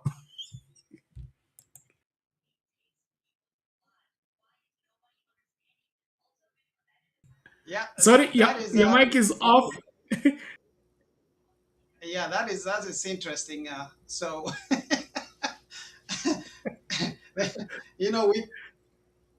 Ruto is, with such a thing to happen, it's not really hard for it to happen because he is known to make that kind of, even how he got to the White House. A lot of people are left with what? And then now Trump is inviting him to be a guest in the Olympics. I'm like, how did that happen? Although I was expecting that was going to happen. So, kwa hivyo pengine amefanya deal na Museveni about hiyo mambo ya port. Pengine Uganda a little bit of that. They can be raising that for political reasons. Political reasons means the deal is already done. They are looking for its implementation. And its implementation, since it's going to get public resistance, they are preparing the public for the eventual execution of the same by bringing it as a political discourse. And so, as Kenyans, we must be very vigilant on this matter, or else it gets us unawares. You see the way the opposition, I'm talking about the old constitution, and the government used to work together, where when the price of, you talked about the price of fuel wants to go up, and the government doesn't have a good excuse on why the price of fuel should go up, they will pay one of the opposition members of parliament, and then you go to the floor of house or call press conference and say, I've heard that the government is planning to raise fuel. We will not accept it. We will not let that happen. And then now that makes the public to begin to discuss fuel increase. And then before you know it, the government increases and there are no repercussions because people have exhausted the discussion by arguing among themselves. And so for Museveni to talk the way he talked and then invites Ruto to be part of his campaign team and say what they said in that particular setting, we may be too late on this matter. I just pray that we are not. Unless you have something to add, engineer, you can add as we bring in Brother Benson to air on the same.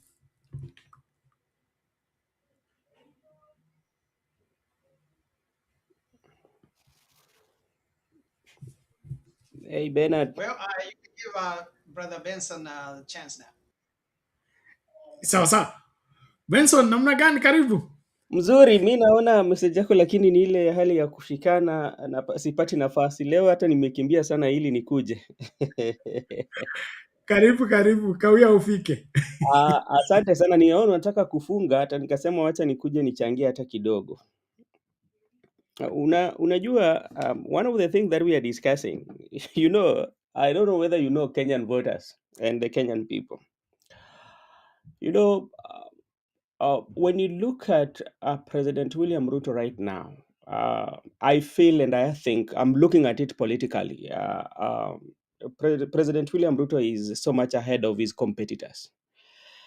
And the reason why I'm giving that is because the way he has started to manage himself, or the way his ambassadors, especially, are campaigning for him.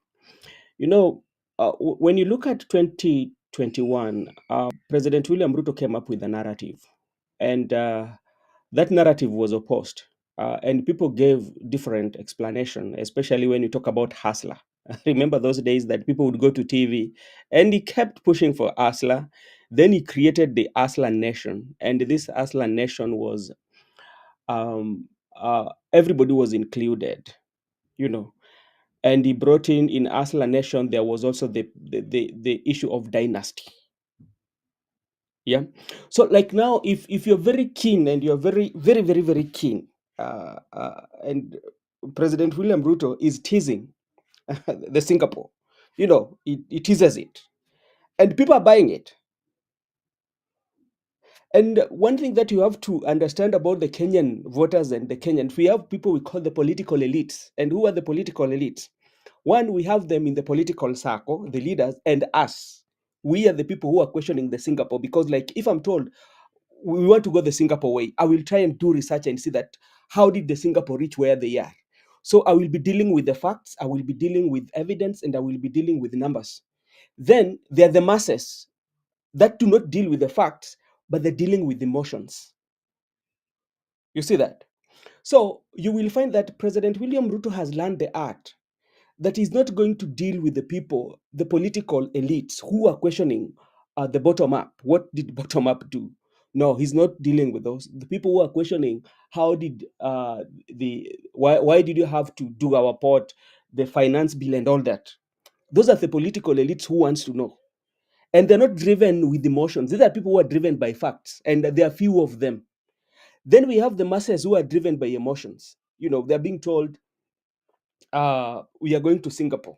They don't want to know how did the Singapore or how did Malaysia be how it is. The houses are there. That is Singapore. We are creating njia kutoka western, hiyo saizi unaona picha yake inatembea. We are going to do that dwelling, and those are the things that are driving the masses, and he has learned that art, and that art is going to pay him off. And you will agree with me. I'm just looking at it politically without looking at what they're not even talking about corruption. Nobody's questioning about corruption right now. That is one. Then there's another group here that we would call the Raila traditional voters. They're those who voted for Raila. Raila is not around, and is him being not around plays a major political one, because people love Raila, and you find that everything that the people who love Raila have asked for, President William Ruto has given them. He was given the state burial, that for the masses, for the people who love Raila Odinga, that are driven by emotion, they will have to pay you off. They will have to give back for what you've done. You call for Talanta Ella, that is taking place. Everything that now those who are the good lovers of Raila Odinga, anything that they will ask right now, President William Ruto will give them, because that is what emotion is all about. So as much as we might be telling Kenyans, okay, now we need to be very factual and make sure that we elect leaders who might change, no, it is not going to be possible until that time even the opposition themselves come out. Because if you look at even the opposition that want to compete President William Ruto, they're not still communicating, or they're not still working on that path of how can they unite. So it is quite still not very easy. Not that I'm supporting him, but these are the observations that I'm making. And at one point, 2027, if you come here, you will sometimes tend to agree with me that those observations, based on the 2021, the narratives, it really worked, and the Singapore will be working for him. Thank you. That is a very serious diagnosis, and following what you have given, I see the picture clearly. and also the I don't care attitude of William Ruto. You people can argue on numbers, but at least something is working according to him, and Yes. so he will keep saying that until it is too late. But on the issue of opposition coming together, uh, the coming together of opposition at this point in time is unnecessary. It is an own goal if that happens. And then political coalitions are not done out of convenience, are done out of inconvenience as last resort, to say the least. Wamalwa, Angilu, and of course, Raila did not go to the table because they wanted to. They Yeah. went to the table because they had to. Yes. Okay? So we have not reached to that place where they have to. And until we reach that place, if they come together now, they are only going to disintegrate. Unakumbuka kitu ilikuwa inaitwa G7 2013, 2012. Walitembea pamoja, wakaombewa pamoja, wakawekewa mikono, lakini election iliposogea karibu, kila mtu alienda njia yake. That is the danger of having a united opposition too early in the day. And so what I would advise or into what you're saying is there is a huge need for civic education where the public needs to understand that a country is not led by benevolence and handouts, which is the philosophy of William Ruto. And I know to convert Kenyans from that is going to take an arm and a leg, but I think it's a responsibility that we must all shoulder, because we'll never change this country as long as kuna watu ambao wamefungua mikono ama wamefungua midomo wamiminiwe vitu na wakishamiminiwa vitu wanapoteza akili yote. Somebody sent me, I think there is Dan Metro, one of us here, alituma clip ingine alipost clip ingine kwa Facebook ya Okanga in the village trying to address wamama, na wamama sokoni wamekataa kabisa kusikiliza Okanga. Nuru. So mimi nashindwa Okanga ameokosea nini, na nao ni wamama wazee. Okanga ni mtoto wao, wanakataaje kumsikiliza? Maybe Bernard, before engineer comes in, I don't know whether, because this is what Eric Latif wrote, and this is what Eric, I quote him: with less than 2 years to the next general election, Ruto shifted the narrative, or Ruto has shifted the national conversation like he did in 2021 when he introduced the hustler narrative. Now the nation is onto a new narrative, Singapore. The president is selling a new dream of possibility that Kenyans can live like the people of developed nation. He doesn't describe what exactly that lifestyle looks like, but they just imagine it and believe. That is what Eric Latif. So it is. He brings what we call the believability. And this believability is because of emotion. People, it is that emotion. I say that, okay, maybe they can get those small pictures that are being put. Okay, I'm going to be like I'm in Singapore, and say, okay, wacha timpatie huyo. That believability. Yeah. So that is a Kenyan voter, and you will agree with me at some point.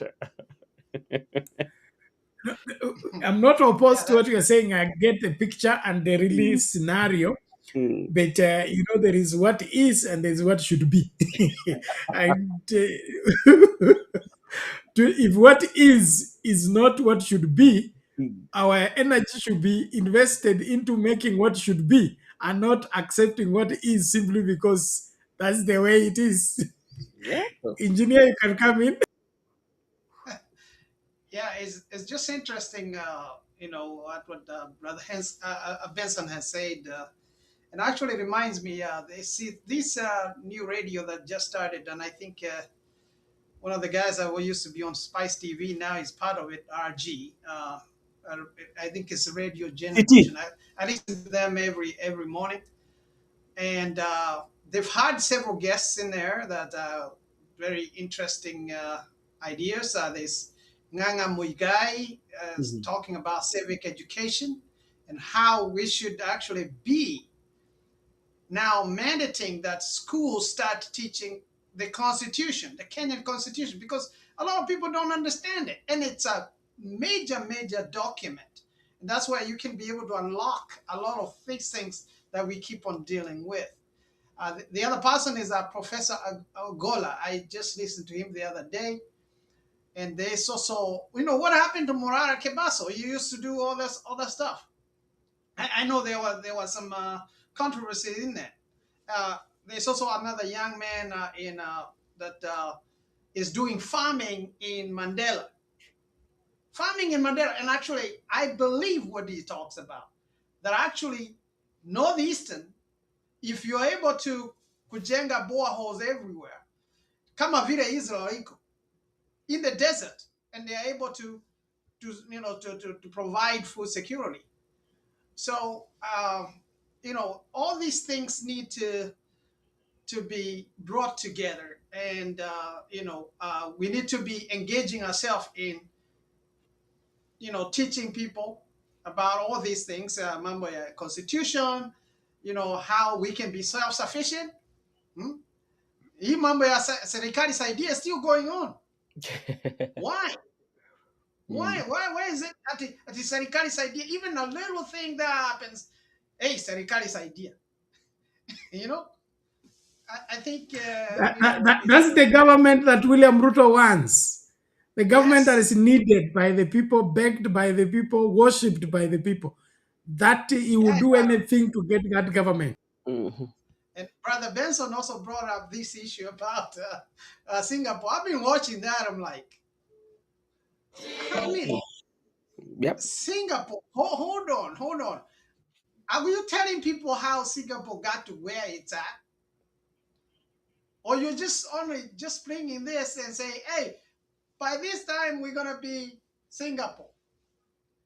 Like you're not giving the roadmap to it.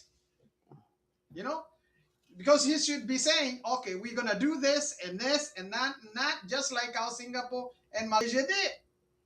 Lakini kusema, tutakuwa kama Singapore miaka sijui, I don't know what, without really explaining, and nobody is asking those questions.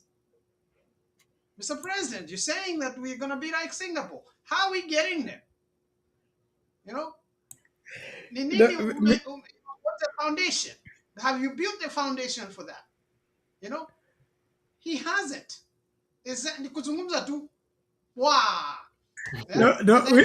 William Ruto has become a motivational speaker. If you are keen, of late, he's a motivational speaker. And like Benson said, he tells you something that you can believe, even when it's obviously that this is not going to happen. You just have that feeling that what if it happens? And then it gives you false hope, where you keep hoping and never arriving, and there is no opportunity of you asking on how come this has not happened. Like right now, you see the way he's running away from bottom up. Because me, I want him to tell me how many Kenyans have moved from Madare to Kileleshwa, have moved from Kibra to Karen.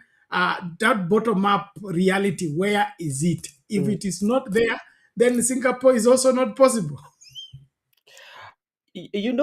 Bernard, when you look at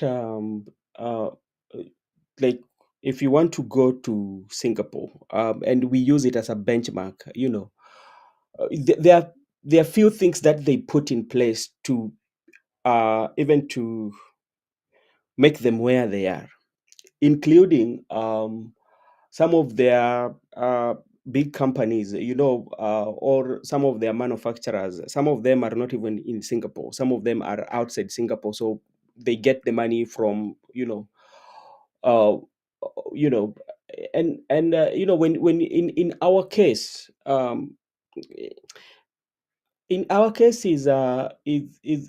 is driven. Look at even what is happening. Look at the donation that the president is giving. in only a month in churches that president is contributing. That's one person, and as he contribute that, there are some government entities that are not performing well because of money. I remember coming in January, the JSS teachers, they are going on strike, because the like the president or the money is not there. But you'll find people like the CS for Treasury Mbadi, they will have like very, very, do I call it attractive words that they use when they give this, when they are in these forums. They talk to you, they will tell you some of the things that you layman, as a person, you will not understand, that we are headed in the right direction. So, and I don't know at what point, especially even the country will come and question themselves and say that, what kind of leadership do we want, or what country do we want? That should be that question. We should first of all, look at who are we going to elect. Because what we fail to understand is, one, when people coalesce, or when people say that, okay, tribe, okay, that is our tribe, or it is this time our tribe. One thing that people forget is that the tribe usually does not lead the country. The person who you voted for, that is the person that is going to lead the country. You can vote for him as, okay, he's our tribesman, yes, but your tribe will not lead that country. It's that person. So if you don't do much research on this person, and maybe put some questions regarding him, then you are going to have a problem. You're going to have a problem. We are going to have a big, big, big problem. And even if you look at the election that we are going to in 2027, the election itself, there's so many questions that still need to be answered. The preparedness, the capability, the efficiency, security. So there's still so many questions that are being asked.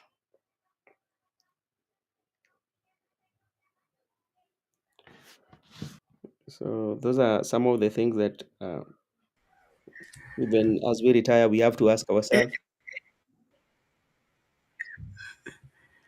Yeah, I agree with you. A lot needs to be done, and of course, a lot is left to be desired in terms of our preparedness. We should believe for a miracle. What we cannot do, we should let God do it for us, because from the look of things, the future of this country is at stake if we continue looting and consuming at the rate at which we are consuming. Because if it was just bad management, and there is at least savings of the resources, there will be hope. But now we want to sell all our assets and put it in one basket and give it to Ruto to keep for us. When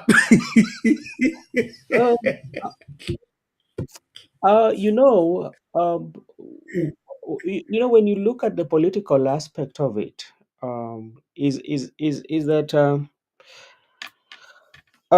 even to the voters themselves. I've been following up on especially the Luo Nyanza politics has been one of my keen interest following, and we usually have discussions, especially with other vernacular in Luo land. And today, Bernard, I'm telling you today again. One time, 2027, you will tell me. We know that there's that voter apathy that usually happens in the Luo, especially when it comes to voting. Like, people do not turn out in large number. And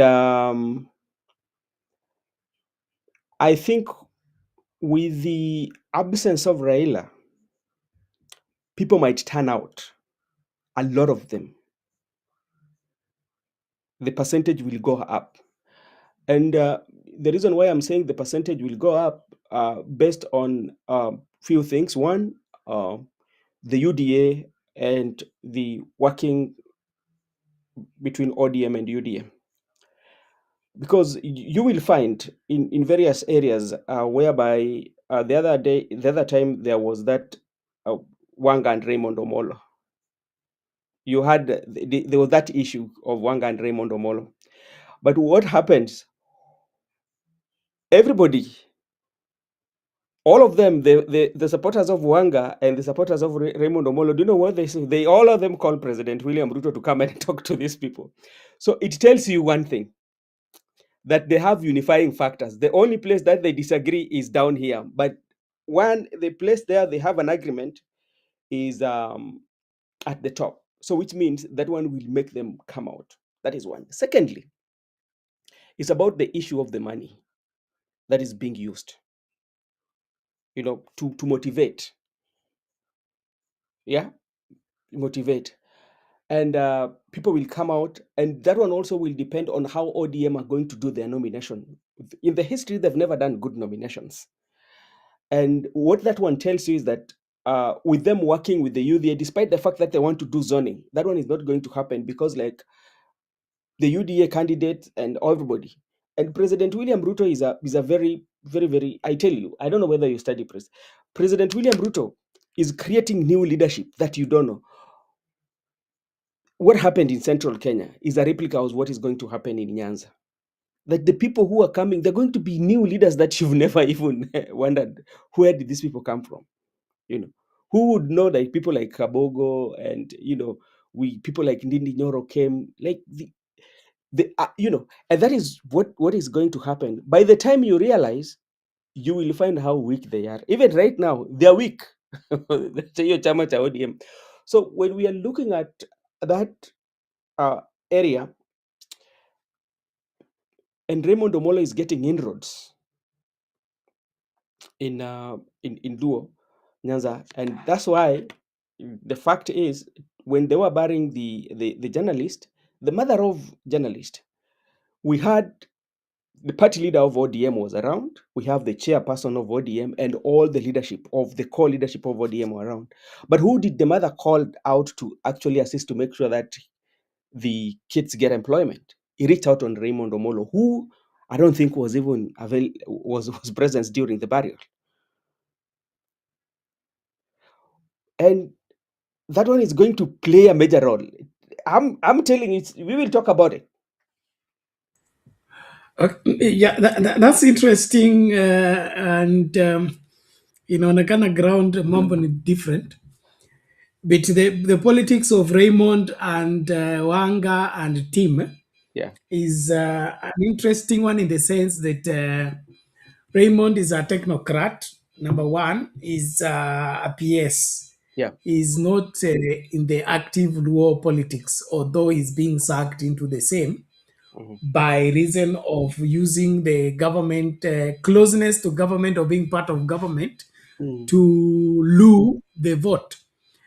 But that is not strange with the Luo politics in terms of pro-government people will always come with a money bag and try to buy the loyalty of the people through the money. Yeah. And probably this is the only time when this is happening in the absence of Raila Odinga, because Raila Odinga has had a way of shaking off all that.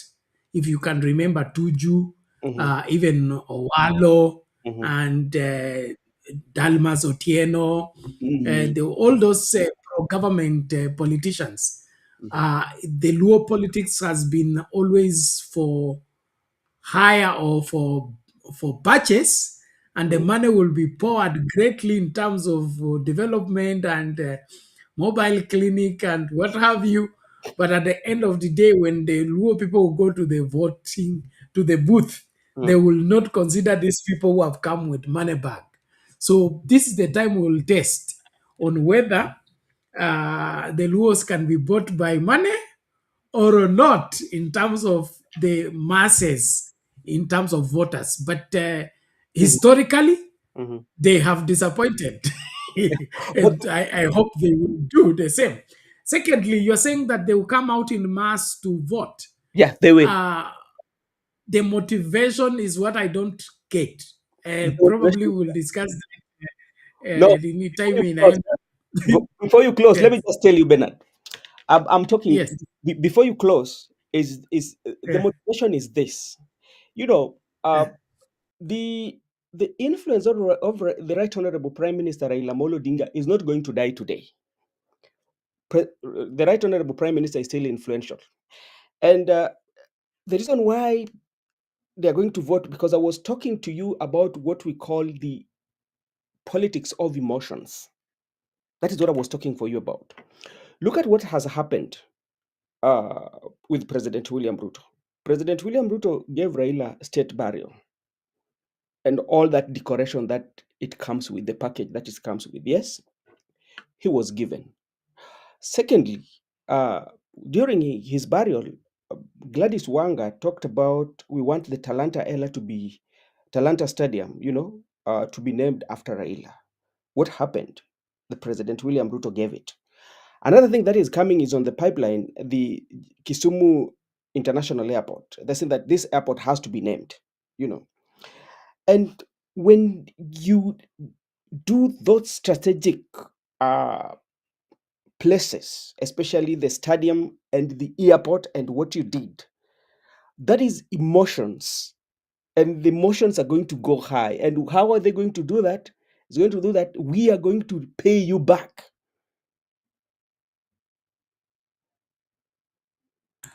By voting you in office. Yes. Better we are here. I'm telling you. I'm not in any way dismissing what you're saying. I'm simply finding it a very, I would say, a weak link in terms of getting people out to vote. If we look closely on the Raila support, let's say Raila, one of the reasons why Raila, we would say, technically get rigged out of office is the Luo Nyanza vote. Okay? The Luo Nyanza vote is never up to optimum. When Kakamega and the other parts are voting 70%, you will see Luo is around 60, 55% thereabout. Meaning, if they came out 100%, we would not be having this kind of whatever easy rigging that always say like the 200,000 votes that Raila did not make for Nini to become president. And so the motivation for people to come out and vote, ile umera ile inakuanga Mount Kenya, is not even going to be there because they have always gone out to vote to stop Raila. Now Raila has been stopped. We're going to have countrywide voter apathy from not only Nyanza, including Western. Even Western, because Western people vote for a hero, vote for a warrior, vote for somebody who is going to be probably, if Natembea right now is the in person, and I have also seen Oparanya is making a comeback. Probably he will run for Senate of Kamega, which I believe he can get if he runs. If we have those Vigogos coming back, the tide can change. But if William Ruto is the motivation and William Ruto is the reason, watu watalala hiyo siku. Watalala kama ile repeat elections. What about those traditional Raila voters who will be scared? Because, the scary part of it is Rigathi Gachagua is a scarecrow that is being used, that if you don't vote for him, then if you vote Gachagua, they are going to undo everything that we've done. Gachagua is not going to be in the ballot, number one. He's not going to be in the Number ballot, two, but he has to support some angle.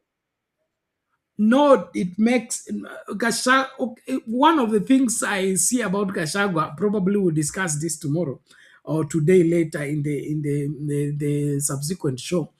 Is that there is unnecessary building of Gashagwa as an object of aggression that, in my opinion, is falling flat.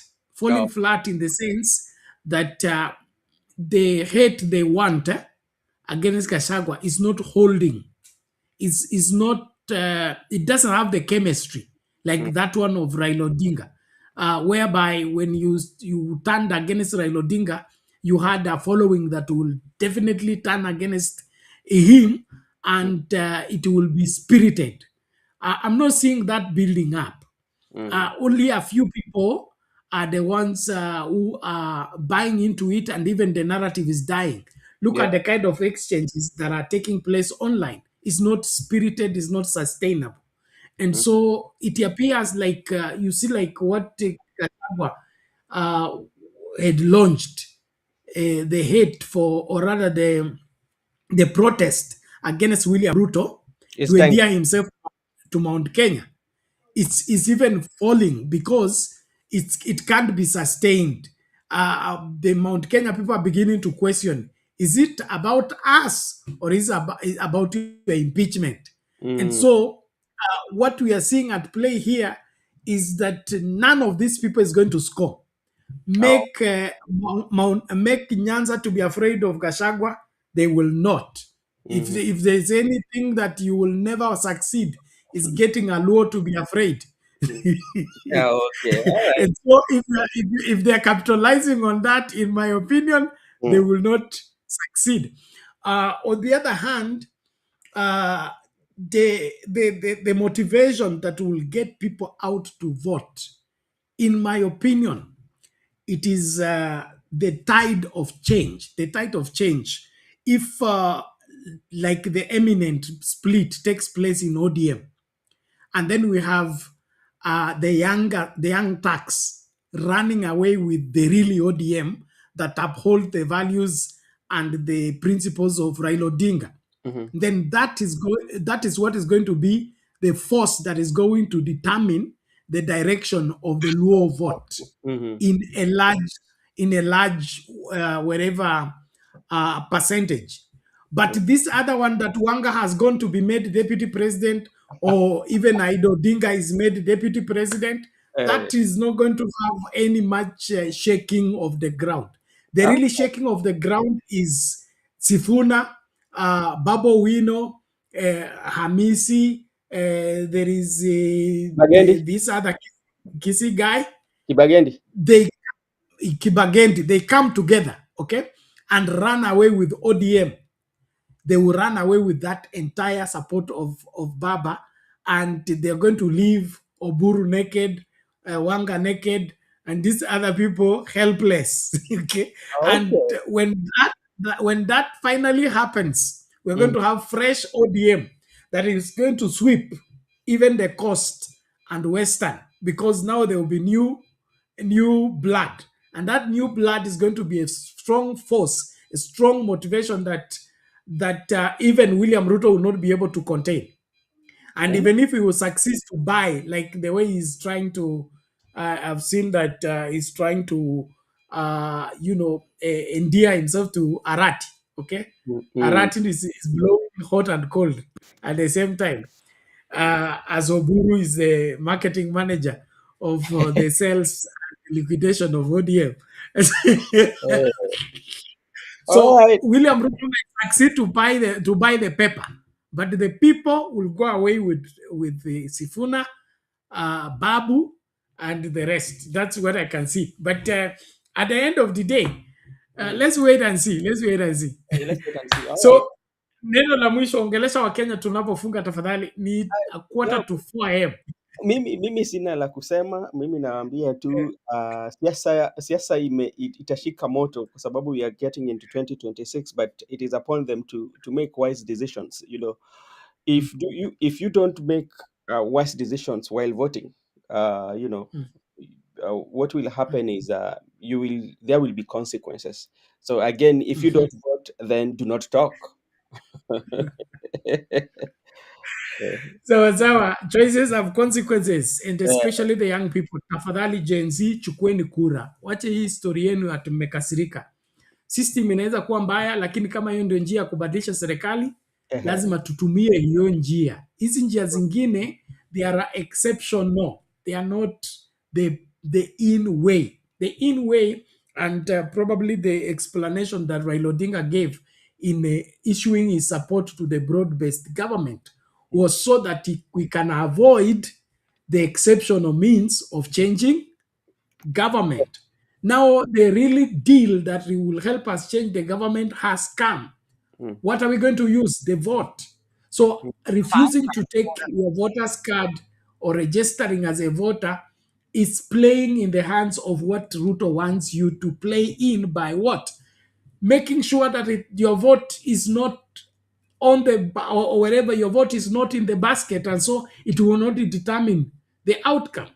And so young people go out, register as voters, then come out and vote. Tuache hii mchezo. Mliachia wazee wakaenda kuvote kwa by elections. Mliona kile kitu kilifanyika. Tena mnataka wazee waende kudetermine president. Then baadaye mnaenda kwa street ati mnataka change of no finance bill, no this and no this. When you have an opportunity to make the change, please apply yourself to the same. Just like ulitaka kwenda university, ulikaa kwa class ukafanya fourth form, ukafanya KCSE, kwa sababu it's a condition for you to go to the university. You cannot avoid to register as a voter, neglect to register as a voter, then you want to tell us that you're going to cause changes in this country. Using what? So please, let's wise up. Let's do the right thing. And Benson, thank you so much. Engineer, thank you. And every other person who has been part and parcel of this conversation. Let's meet again in the next show. We believe we will be strong enough to keep running until kinaeleweka. So mahala popote ulipo, hakikisha unamakinika kufuata vipindi vyetu na mambo mengi tu ambayo tunafanya kutokana na kuelimisha Wakenya na kuhakikisha kwamba kila Mkenya anatekeleza wajibu wake ipasavyo kulingana na katiba na kulingana na majukumu ambayo yako mabegani mwako kwa sababu wewe ni Mkenya. Asante sana, tukutane tutakapokutana katika masafa mengine ya mazungumzo. God bless you.